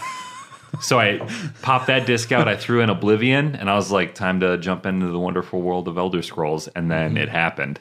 Yeah, Oblivion's where it happened for me too. I just remember turning it on one day and I just wanted to play something before I went to school. I would usually give myself, because I worked at night, I would give myself an hour in the morning. Like when I woke up, I would quickly like shower and do whatever I had to do. And then I would sit and I would play Oblivion just to wake myself up. And I turned it on one day and it just happened. And I was so fucking pissed. I was jumping to get my attribute up because in that game you could just jump over and over, and it so would you can walk on water. Yeah, and I was doing that. I was running through the woods, and then he just never landed. And then it went like, and then He just it never popped up. landed. Broke my heart. Yeah, I don't remember where I was the first time, but this did happen to me at least twice. Halo 3 was when it happened. The first time. Oh no! Yeah, like first playthrough. No, I was actually online. So I had already crushed that game, got all the skulls. That game was awesome. But I remember I was playing Halo 3. I think it was on I just remember it was 4v4 just Deathmatch? Team deathmatch? Yeah, just Team deathmatch. deathmatch, And it just froze. And you're like, what's going on? And then you turn it back on and it starts just blinking. There's 3 lights. And you're like, whoa. I like too that they the designers for the console, they just like putting red lights on. They should also just have it say like, I'm dead. They just broadcasting like something's fucked here. Did you guys know about it when it happened? Yes. Yeah. Because for I sure. had no fucking clue what was going on. Really? We're all plugged in. Like, I have video game magazines everywhere. Yeah, same. Back in the day, I knew what was going on because I could also just read about it. I feel bad for the kids whose parents got them something and they probably didn't fix it because the parents like, I don't know, it's broken. Yeah. Like, there's some kid that never got to finish Elder Scrolls 4. Yeah, me and both of my brothers saved up money to buy a 360. We bought a 360. Yeah. My mom was so impressed. We didn't have enough money to get 2 controllers and a game. And she was like, I can get you a controller and a game. I'm just surprised Wait, it's you guys $50? No. I'm just surprised you guys worked together for this long. Wow. Yeah. And then like I didn't get Game Informer or anything back then because I was super young when I got it. I was like, what year did the 360 come out? 2004. Yeah, so I'm not even in high school yet. 2006? Is it 2004? 2006 is when the Wii and the PlayStation 3 came out. Okay. Yeah. Xbox had a 2-year lead. Okay. Yeah, so I would actually stake my entire reputation on this podcast with that. Your reputation's long gone, Dylan. It's great. I love it. There's no expectations anymore. that timeline makes sense for me. But yeah, no, when it happened, I had no idea what the red ring of death was. I was like, why is that red? And then I tried to turn it on again, and then my mom obviously had no idea how to deal with it because she doesn't know video games. So I had to call Microsoft support and figure it out and figure out how to send it in. my name's Tyler. I'm just trying to play some more. I got a red blinky light on my toy. It made me sad. How old were you at this point? 360 came out November 2005. It had Oh, okay. because that Wow. Christmas season, the PlayStation got pushed back at the 3, so the Xbox had exclusive access to no, selling you're right. cuckoo bananas that year. But that was the year I started high school. I should have remembered that. But whatever. I was in middle school.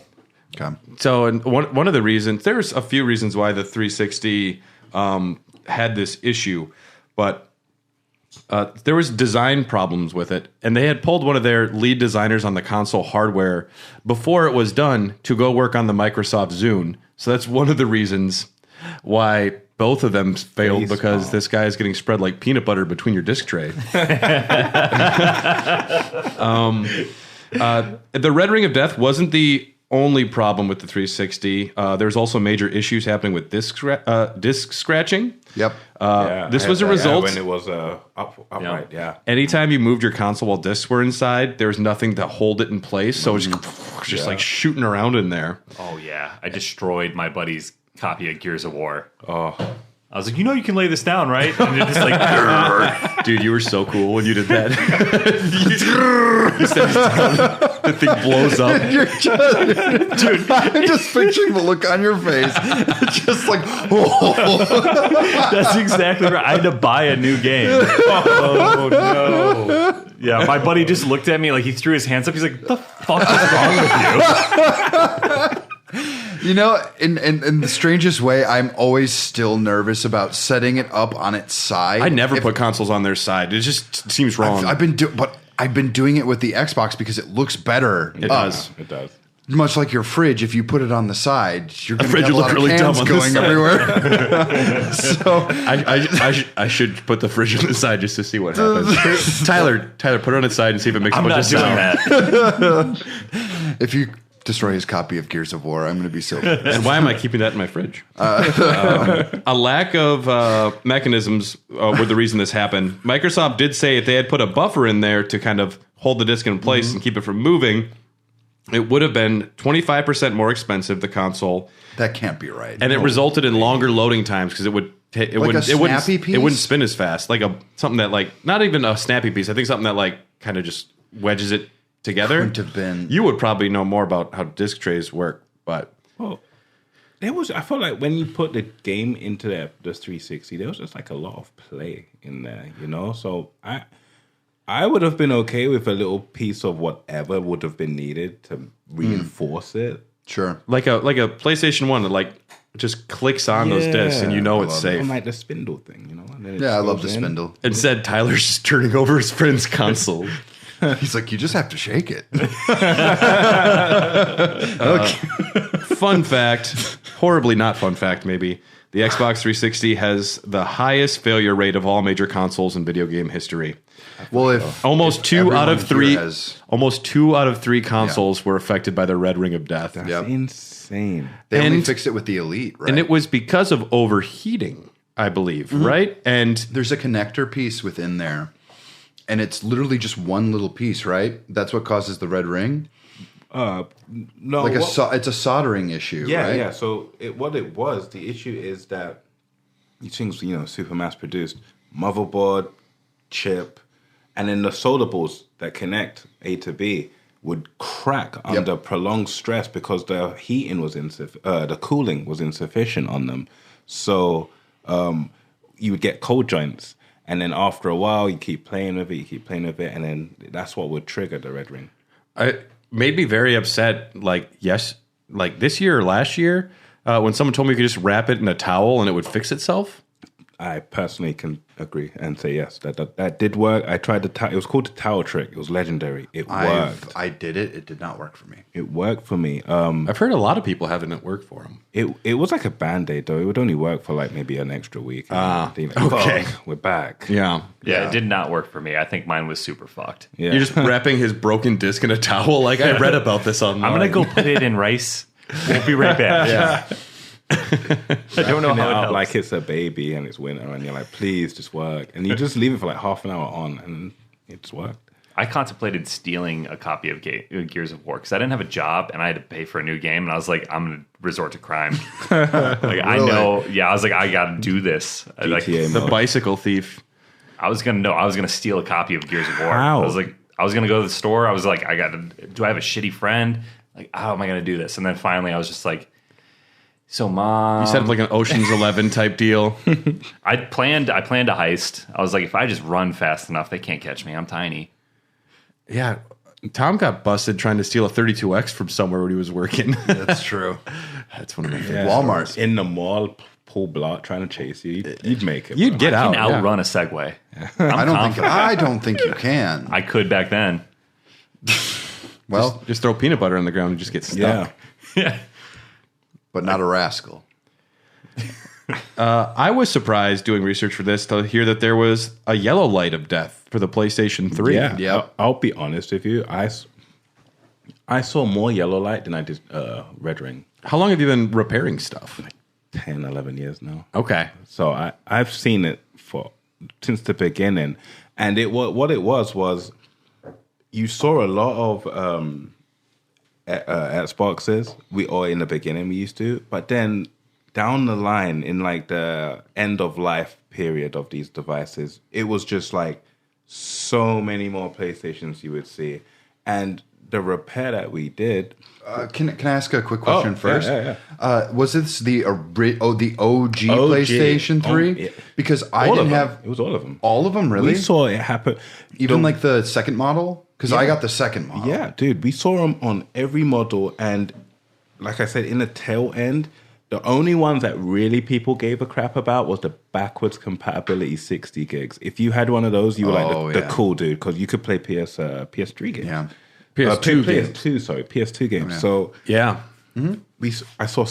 I fixed hundreds of those things, man. Seriously, so many of those. And what do you tell me about the process about fixing something like this? Did you? Is it just because you're breaking warranty no matter what? Well, at the point that we were seeing these, they weren't in warranty typically. Oh, yeah. And then, so like, it's a yellow light, so they know what the problem is. Instantly. Yeah. They call it like, especially with the yellow light, which is just that little corner button. Mm-hmm. They would just say it's bricked, it's done. Mm-hmm. So many people I know said that. Yeah.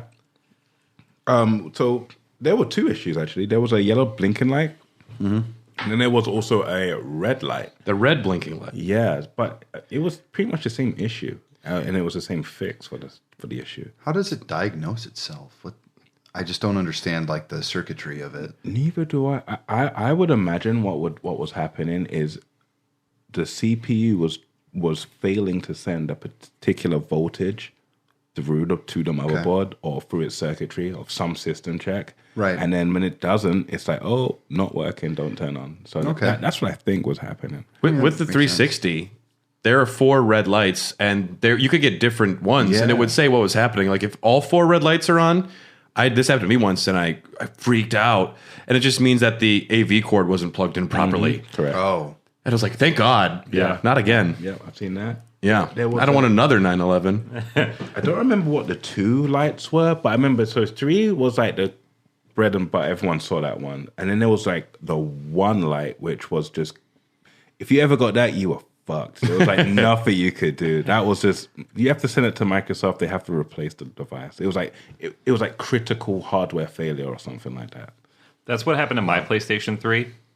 I had the crit failure, according to my roommate, who is the same guy that I turned his Xbox over. Maybe he did this to you. Well, payback. His Xbox broke, and then I gave him my PlayStation 3 to play in his room, and I had my Xbox, and I came home from college one day, and he had it completely disassembled in his room, and he was just like, I tried to fix it, man. Turns out I don't know how to fix it. I was like, why did you take it apart, dumbass? But Your friend doesn't seem smart. I also turned his Gears of War over, so That's a video game, though. That's not the same thing as like breaking the device it's played on. Very different. Disassembling it, Yeah. all the way. well, I guess If you we have called no it a clue- squash. There you go. So you didn't owe him a game. You're a but- horrible negotiator. Yeah. you That's lost not worth the console same for thing. 400 versus 60. I got that PlayStation for a case of beer, so I paid next to nothing for it. It's not bad. So Still, the the value. the red blinking light for the PS3 was due to the exhaust fan becoming clogged with dust. Players could repair the issue themselves. That's what it's saying here. I used to clean mine out every month. That was a good idea, dude. Does it still work? Oh, it definitely works. There you My go, PS3 yeah. still works, yeah. That's awesome. That's all you have to do. The yellow light of death says it's occurring due to a thin layer of thermal paste deteriorating over time. Without this paste, the system struggles to divert heat from key components, causing the system to power down. Sounds about right. Okay. Yeah. So that's what's going on with that. because you would see like every console, you had to fully disassemble it. So you take it out and you'd see like the thermal paste was just completely, almost like evaporated. It was gone. So it wasn't cooling sufficiently. And I think it's just maintenance over time. I think these devices just needed maintenance. So without that maintenance, this is going to happen to a widespread amount of people, especially the people that were playing that, like Call of Duty, and you're playing it like 6 hours a day, every day, day in, day out. You know, that was not easy on my systems Yeah. back then. I played a lot. you know what I'm saying? Yeah. Yeah. It's not meant for 10-hour sessions. And it seems like a lot Take of a the break, masturbate. a lot Should be a T-shirt. That's good. That's pretty good. It seems like a lot of the issues are from overheating and things just kind of going haywire in there. I don't know if they're like what they should do is when they're doing these stress tests, they should put it in the most confined little space, just shoot dust at it and leave it running for 50 hours and see if it's okay. happens. Because that's what things are going through. I'm still always worried where I put my consoles. I'm like, do the fans have enough stuff going on? You got to make sure to keep dust in these things because things just pile up as cat hair. If I open up cat some of hair, my I new know. systems, No. I bet there's a decent amount of cat hair in that. That's the part that wigs me out too. So I'm always very, very, very, very specific about like I clean out ports. I get in there with like a cotton swab, and Respect. then I just because I can't pay for another one of these. I literally work on a video game podcast, so Which one? Just kidding. Oh, I don't know if you've heard of it. It kind of sucks. I probably heard it. Hardware failures for the PlayStation 3 affected up to 1 in 10 launch models. Wow. So they fixed it on the second. There was iteration? predominantly on the launch models that were the backwards compatible ones. Yep. The PlayStation 4 had some issues with random ejecting. A minor inconvenience, but the launch model would randomly start ejecting discs. This was due to the rubber feet the consoles rests on while in vertical orientation. The foot was directly below the eject button, System heats up. Rubber could absorb the excess heat, causing it to expand upwards and trigger an eject. Okay. Damn. That's crazy. Yeah. I saw that. And it was when it was in a vertical position. This was only like in vertical was how it would heat up enough to regularly do it. What monster had their PS4 up right like that? There are some consoles that like, all right, I can see like the Series X. You look nice vertical. But like the PlayStation 4, that doesn't look like a vertical dude. console at all. I had a stand for it. Really? Okay. And that's how it was ejecting. You know why I saw that issue for the most part? It's because of dust. Dust would it was a contact point, the eject key. So it was like this little metal prong, and it would touch. When you pushed it, it would touch the motherboard. Okay. But over time, dust would collect in that particular area, and it would just go haywire. That's the main reason I saw. Really? With those, or when That might have been it then. or when kids dropped it, and then when they would drop their console, which I don't know how you drop your console, but it happens a lot. And they would bend that prong, so you would just have to like kind of bend it back in place, and then it would work again. In later revisions, Sony replaced the touch capacitive button with a mechanical one, which resolved the problem. Yep. Yep. Luckily, I didn't have any of those issues, but this was the launch model, so I didn't have... Did I have the launch model? I had the launch model. I had the launch model. Yeah, you do. Yeah. Yep. I have all of our boxes over here. My launch model's still running strong. Yeah. Nice. Doing great. Sounds like a jet engine, but it's great. Just clean it out. I would actually recommend it. It's like a T Security Talks 5 or 6, if I'm not mistaken. It's just like 3 screws, pop it off, and then you can just blow the fan out. And I would people are really intimidated with like opening up their console, but the PlayStation is actually really easy to just open up to clean it out. So I definitely need to do I've done it to the bring controllers. to me. I'll just do it for you, bro. There we go. I'm gonna You do know, that. like we could just have like a sewing circle party, but for us, it's just opening all of our consoles and hanging out and getting drunk. Yeah. Sounds great. We can talk about the latest Game of Thrones This show. one's full of cum. Bayonetta. So, yeah, I've had to send in my 360 multiple times, but my PlayStation 5 fucking launch model, I got one day one, Yes, you did. and it didn't play PlayStation 5 games. What? It had an error called CE-108255-1. I don't have to look at my outline. I know Yeah, it. he did that from the dome. He didn't look down. That was crazy. I am upset still. And I still don't know what the issue was. They haven't really said much. It didn't affect a ton of PlayStation 5s, but enough that I was able to find a lot of message boards with a lot of upset people. And I went through their phone systems, and I went through all their operators. Was it disc or digital? Disc. So the disc reader was malfunctioning. No, it wouldn't play PS5 games digital either. What? Yes. It has one job. And You were designed to do this. I would say you're wrong. It has multiple jobs. It's a multimedia center. It's a PlayStation 4. It's everything. But I got it to fucking play Miles Morales. You know, Yeah, I'm dude. here to play Demon Souls, and it wasn't working. And I called them, and they're like, "Just call back in a week once we know more." And they had me reinstall all of the software on the thing. I had to like wipe my PlayStation 5, do some sketchy stuff with like plugging flash into drive and flash stuff. Yeah, drives. yeah. And I did it all, and none of it was working. They're like, "Well, we can't help you yet. We'll try and reach, like, just keep contacting us, and maybe within a couple weeks or a month." And They just told you to keep it broken. yes, That was their solution. And then I used the words "class action lawsuit," and they're like, "Mr. Ward, please, we will take care of this right away." Yeah. And so this box over there is the box that the replacement came in.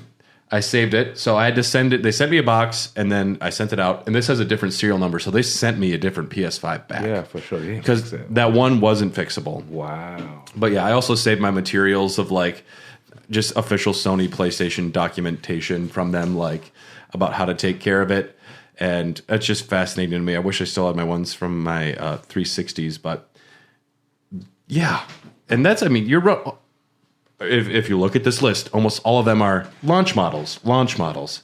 And it's because they release these things, they don't know what the problems are. Later revisions, they will fix them. Well, they can't time test it. There's no like. I mean, Yeah, they can't have it sit there for 3 years. no, yeah, you can't like judge something like that. And to that degree, I don't blame them. It's part of the reason when you got your fail message on the PS5, I said, I'm not going to get this until they release a second model. Which they have now done. They have now done, but I want one that doesn't look like absolute dog shit. What? The PlayStation looks so cool. It's You like- big and commanding. You like the PlayStation 5 look. Yes. Oh, I like it too. I'm with you. I think it looks cool. I think it looks gross. To me, just the monolithic Xbox Series X. And plus, I had both of these systems, and I couldn't play the PS5. And that's how I just became hopelessly in love with my Series X. That is my favorite console this generation right now. It is mine too. It's a beautiful system. The green lights off the top.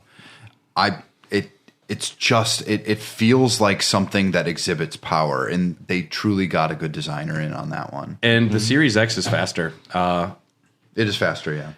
I can turn both of them on, and the quick resume functionality in the Series X is such a game changer. Really nice. Carly, you'll need another 5 minutes to get ready. I can seriously turn it on, be playing Celeste within 10 seconds. I can play for 3 minutes and turn it off, which is something that gamers didn't have for a long time. It used to be such a, I want to play a game for 20 minutes, but I don't want to load up, go through the menus, finally get in. Yep. And it's not as big of an issue as it's in your head, but it's in your head and you don't turn it on because you think it's going to take too long. To have quick resume on multiple games, I could go put on Hades now and it's just like, yep, we're ready. There it is. Monster Train is always half loaded. It doesn't matter. I just click on Monster Train and suddenly I'm just back in my run. Yeah. It's beautiful. And yeah, that one PlayStation 5 issue is why I became a big Series X person. The Nintendo Wii had some issues. Not me, babe. The only issues I ever saw were the disc drives. Is that what it was? What did you see? The disc drive it had a dual layered dilemma. The Wii was capable of reading dual layered discs. However, it would be more than a year before any games actually had need for that extra space they provided. Because of the drive's design, dust could accumulate on the lens, and the machine had issues reading the dual layered discs. Yeah. Only around 10 games use these dual layered discs. One of those being Super Smash Bros. Brawl, and also like Metroid Prime Trilogy.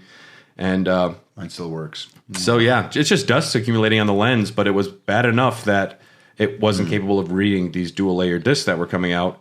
And it's a big problem when the first one that comes out is Smash Brothers. One of the reasons people are hyped as fuck for the Wii. It's a console pusher right there, you know? It's like one of those games. There's a reason that Nintendo could make garbage systems. As long as it still has a good Zelda game and a good Smash Brothers and a good Mario Kart, like, fuck it. I'll buy it. Are you going against the Switch right now? No. That's what I'm saying. I'm saying they could make bad systems, Okay. but they have just such system sellers, so it's really bad when The Virtual Boy needed a Zelda, is what you're saying?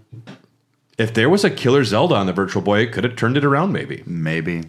Kept it going for another year. Just like if Breath of the Wild had somehow only been a Wii U game, it would have been confusing to people, but it would have sold a lot more Wii U's. That's true. I still would like to play that on the Wii U at some point. I have played a little bit of it. Yeah, it's strange. Good. The map right there on the screen, it's still hot. And Nintendo actually sent special disc cleaners out to help with this issue. Oh. Good for them. And then Wii Connect 24, they also had an issue with their online service. It would initially have the service stay connected to the internet when the console would go on standby, which could cause launch consoles to brick. What? Yeah.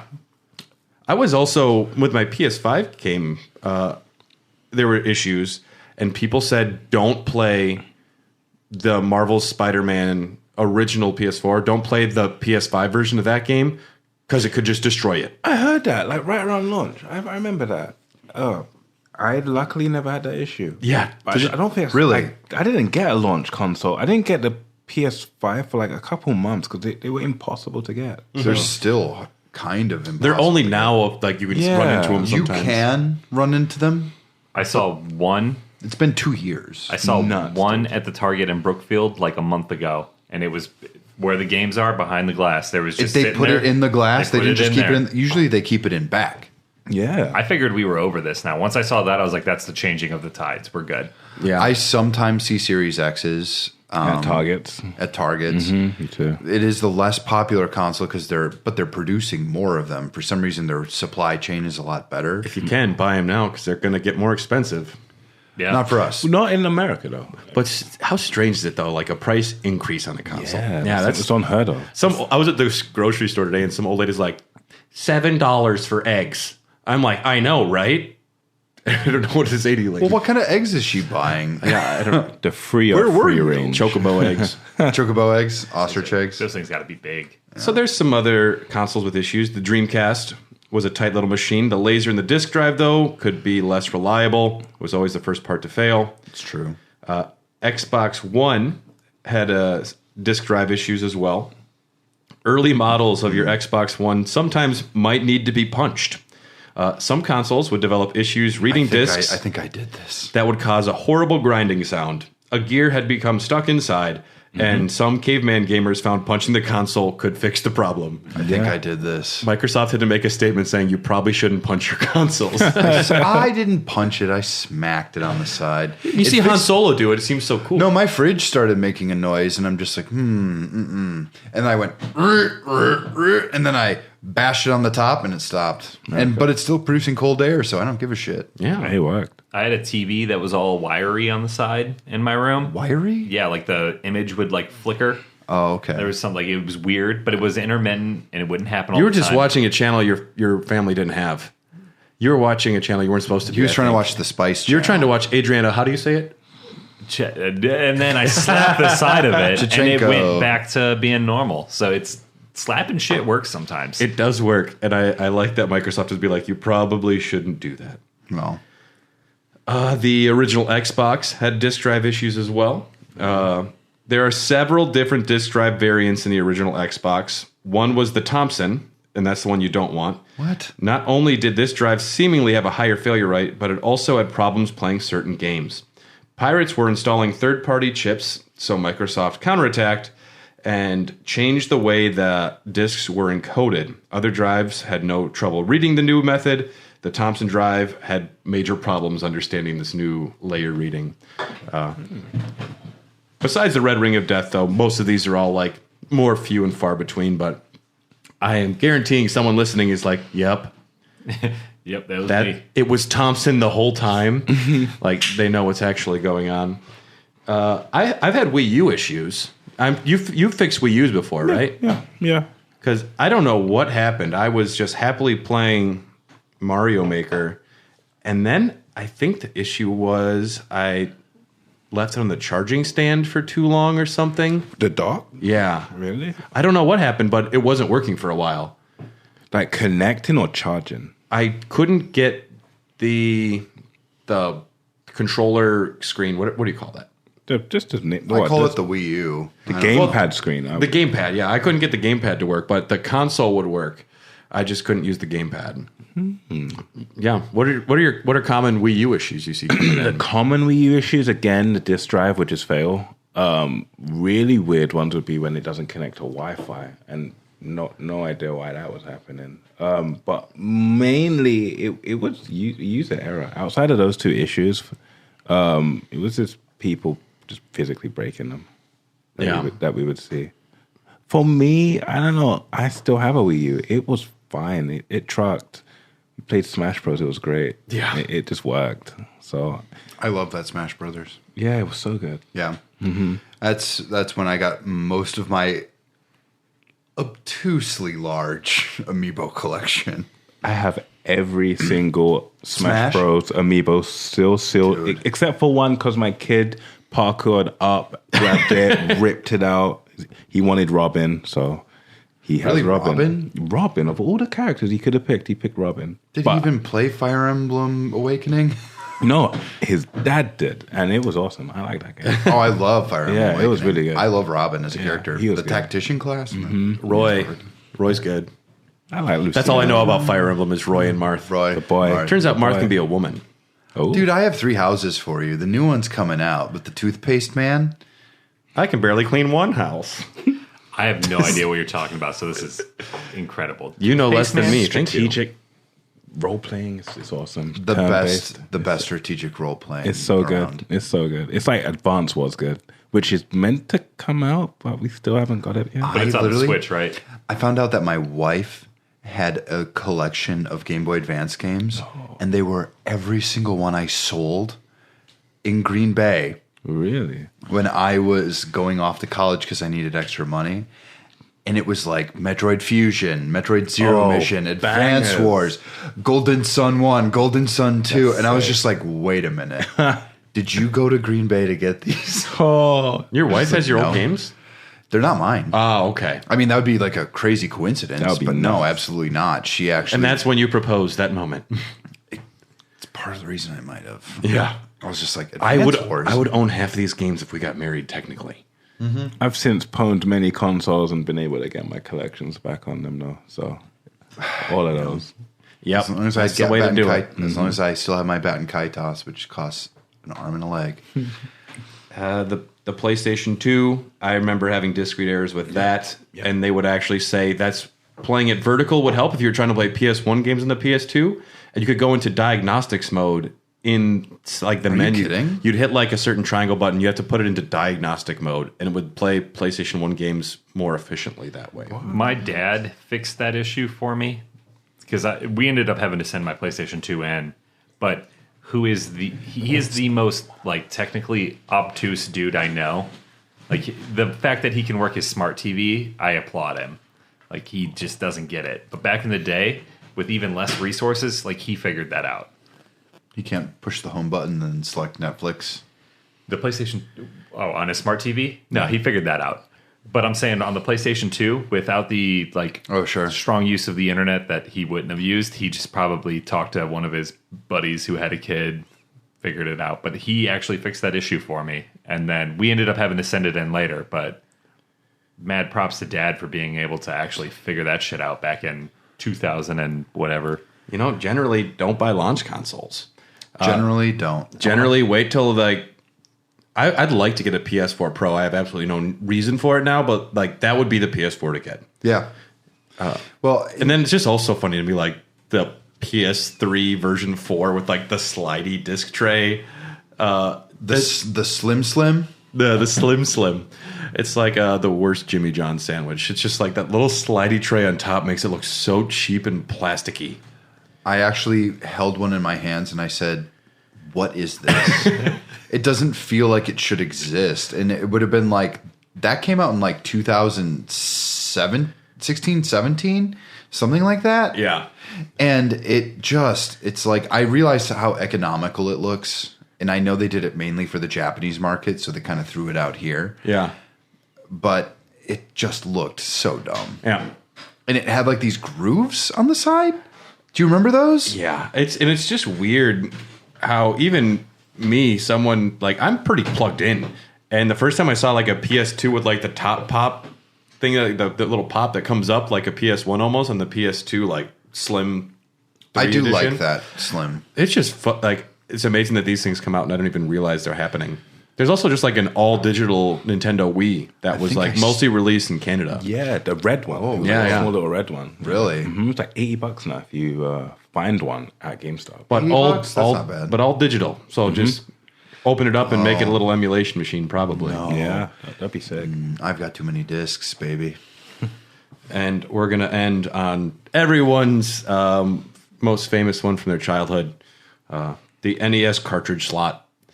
Blowing that back. Just blowing that bitch. Yeah. Blowing that bitch. A lot of people say the myth was when you were kids. You kiss it? No, like it was just, there's just dust in it, and I found out that's not what's going on. Like it's just like a bad connection, Yeah, and sure. it's just the moisture from your mouth making the connections better. Is what I had I read. knew that.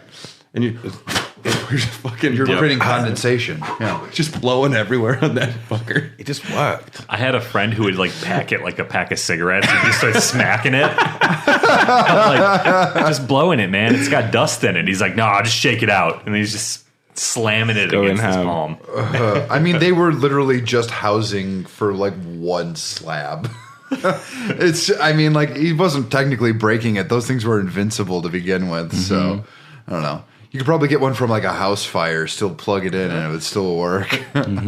And talking about launch models, the original NES they made to look like a VCR, and it was just so blocky that people would just like set their drinks on top of it because it looks like a table. And that's why when they redid the NES, the next version of it, it was top loading and it was all contoured, so Slanted. people couldn't set their beers on it No when they're shit. playing Duck Hunt. Wow.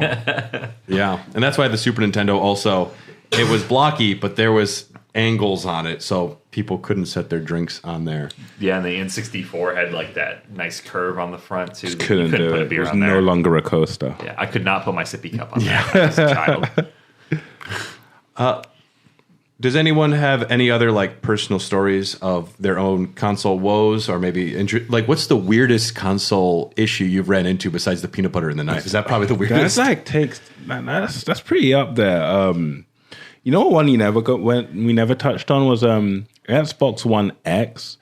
Microsoft with their naming scheme probably confused so many parents at Christmas time. I know. Like, I'm still confused. How many kids got a One X when they wanted the Series X last year? The parents are like, I found it. My kid's gonna love me. $100 off. Sick. They have to be self-aware of that, and that might have been on purpose.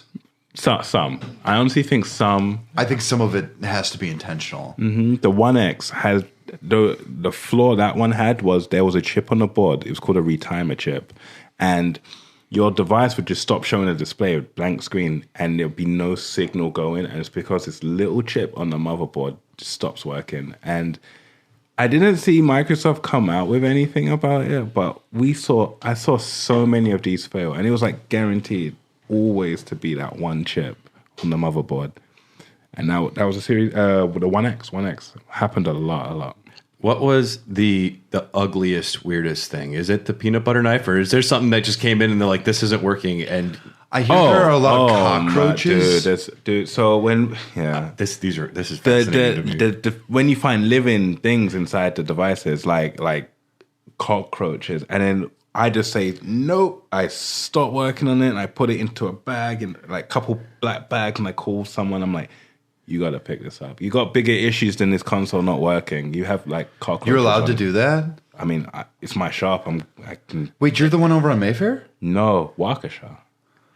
Yeah, and you're not running a pest removal business. No, exactly. Get that shit out. No, I know, exactly. I mean, it makes sense, but it's also, I'm just like, there's a part of me who'd be like, I don't know, add a roach killing fee. No, I just don't want to. Imagine you have to then. When we check in a device, sometimes it sits on a shelf overnight. Yeah. And that's when the things come out to play. Yeah. So Yeah, it's like, true. you know, you don't want that stuff in your store. So when they come in, I just shut it down. I don't want to touch a roach infested anything. I don't like roaches typically. So Yeah, they're Generally not. And people that do Typically. are questionable. Could you Yeah. imagine too getting But if that it's phone dressed call? real sexy, like Bugs Bunny when he's trying to seduce Selmer Fudd. I mean, no. All right.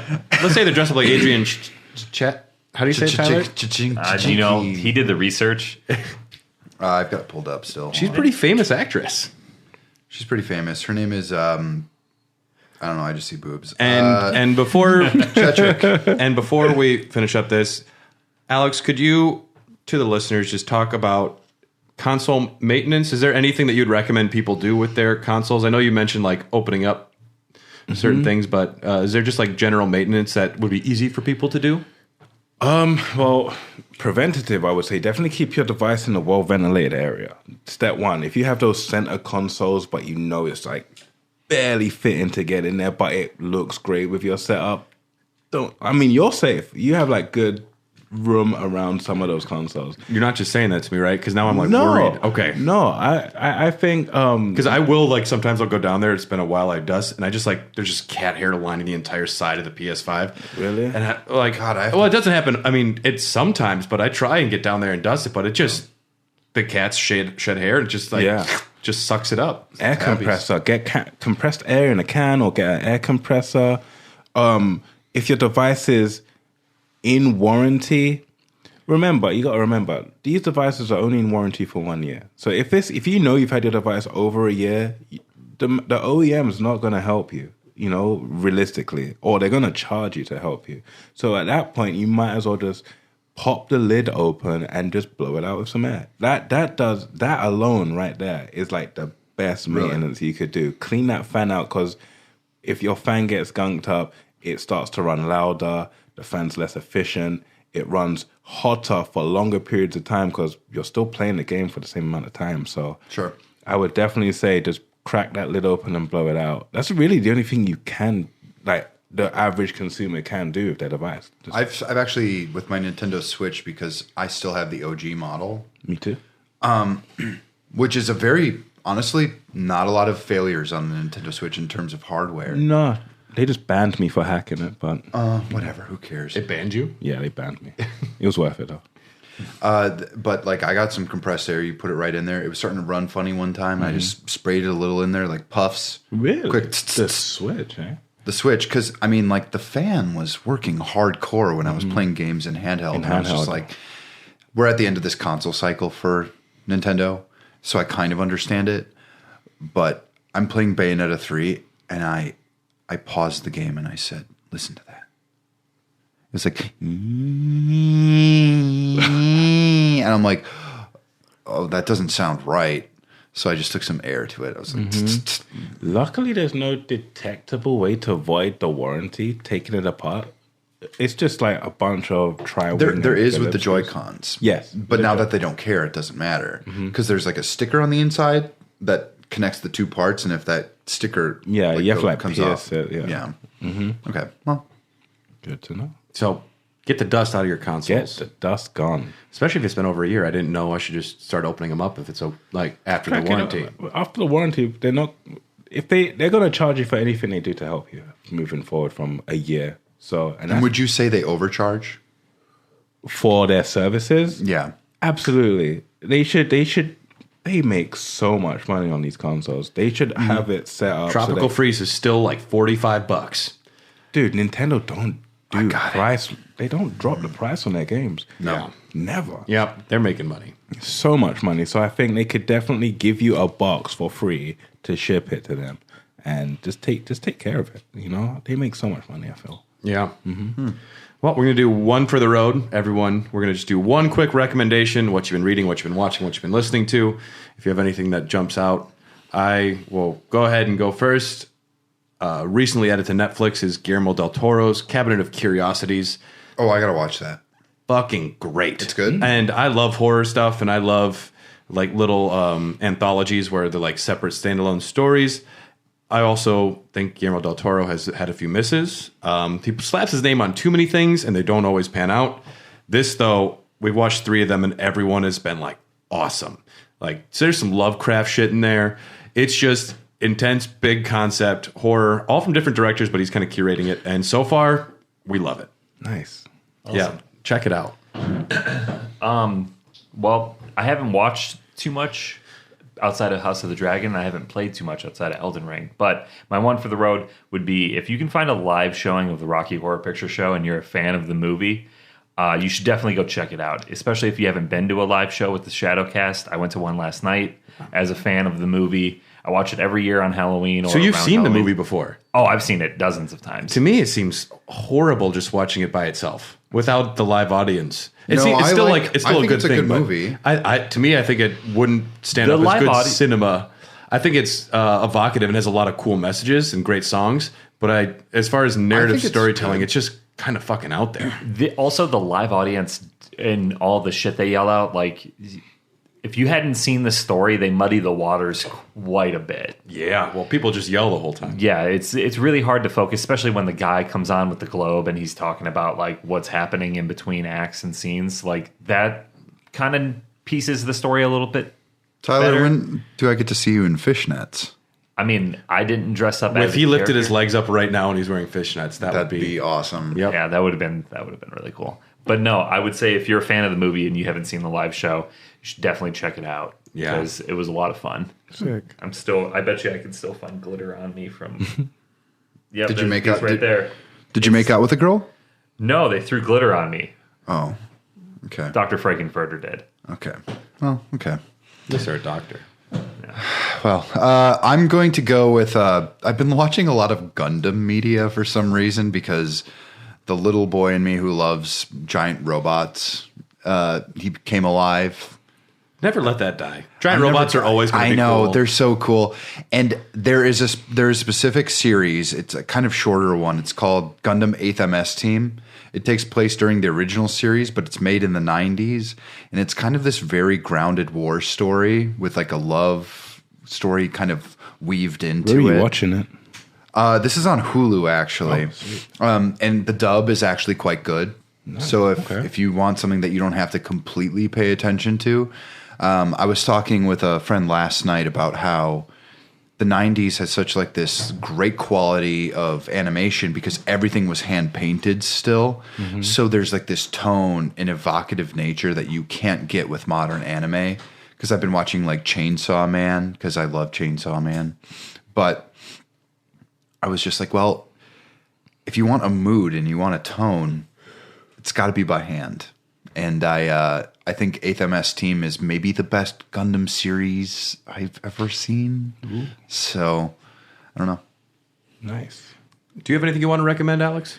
I'm on Hulu. I'm watching. They brought back after 10 years Bleach, so I'm watching The 1,000-Year War arc. Dude, so Okay. I'm watching Bleach right now, and watching The Boys on Prime Video. Have you not seen The Boys before? I have not seen The Boys, and I'm somewhere in the beginning part of season 2. Oh, fuck yeah. It's Enjoy sick. it. You're Yeah. you're in for a great time. That show doesn't get worse. It just keeps being awesome. So good, yeah, enjoyed it. Yeah, and it just gets more pointed, and it just kind of tears apart all of people's like concepts and ideologies. It's like, no, fuck you, fuck you, fuck you. Yeah. I love it. Also, I hear they're deviating from the manga for the 1,000-Year Blood War arc, which is a good thing. Is this about Really? this is about Bleach. The end of Bleach is really bad. The full bring arc was We don't talk. It's like it went like some GT route. Well, with no, Dragon Ball. I'm talking the manga. Oh, the manga. The way the Really? manga ended Really? is really bad. I hear in they're the correcting 1,000-Year War, or And the like, Flowers, that's the last arc of the entire series. Yeah, that's what I'm saying. So the ending of this is bad. I think they're changing it Oh, because they've already changed a little bit. So, okay. yeah. No, I don't know what we're talking about. I'm just weeping out. Sorry. All right. Well, big thanks to coming on today, Alex. We love for you. having me. And Yeah, you're- thank you for being here. You're always welcome. Do you want people to find you? Yeah, come find me. I offer cell phone and computer tablet repair at Ubreak iFix in Waukesha, Wisconsin. So come by. And console repair. And console repair, most importantly. Yeah. If you didn't know that, you can get your consoles repaired then. I'm going to bring in my original PlayStation because I have one, and I have Please one do. with like I have the little screen, like those early screens. PS1 version? The PS1 version. Yeah. Sick. What's wrong with it? It just won't turn on. I would challenge accepted. Okay. Ooh, I like that. Yeah. This will be an interesting update. I'm going to bring it in because that thing is worth a lot of money. Yeah, dude. The screen especially. Oof. So Coming up next on Here the Dogcast, Elden Dogs makes its glorious return next week with our discussion of the Underground Rivers episode. Raw Dogs, the following week, we'll have a special presentation of our part 2 of our PlayStation VR console special, previously Patreon exclusive, because we will be getting some new Patreon exclusive content out to our wonderful supporters. Speaking of them, big thanks to our executive producers Ryan Christianick, Tyler Keller, Kip the birthday boy Killmeister, happy birthday Kip, and Brian Ward. how many spankings, Kip? As many as he can get. Oh boy. Here the Dogcast exists because of people like you. Thanks for listening. If you have questions or thoughts, reach out to us on on Instagram at Here the Dogcast or on Twitter at Hot Dogcast. And if you don't like Alex's British impersonation, a little better than me and Dylan's. No, but you can email us at hairthedogcast@gmail.com. Yeah, Patreon, we have a bunch of bonus content, exclusive podcasts, including our after show, which we're about to do. And my offer to draw someone their favorite video game character if they go at the executive producer level is still live. If you get in on it, I'll keep sending rewards. So Do it. You Hop guys are on. listening. Do it. Send I've had a them few- weird requests. Well, I've had a few people chime in, and I've already got a few, but I'm looking forward to more. So Okay, I'm excited to see Tyler as just Sonic. Oh, that's going to be so good. yeah. And yes, we are part of the HyperX Podcast Network. For more information, check out podcast.hyperx.com. And that's all we got for today. Sweet. We're going to... We sort of love you. I've never met you. Yeah, just give your consoles a little blowy. Get the dust out of there. Everybody likes a good blowy. Yeah. There is something satisfying about taking a cartridge and just going right Yeah. in the crack. It's pretty good. Dust is our enemy. I have a lot of vinyl records, and I'm just always trying to keep those nice and clean too, because Do you have one of those nice like chalkboard eraser cleaners? I spit on it, and then I take a dirty sock and just rub it. Yeah. Super effective. Super See no duper issues effective. from the professional here. All right. Thanks, everyone, for tuning in. We'll see you next time. Bye.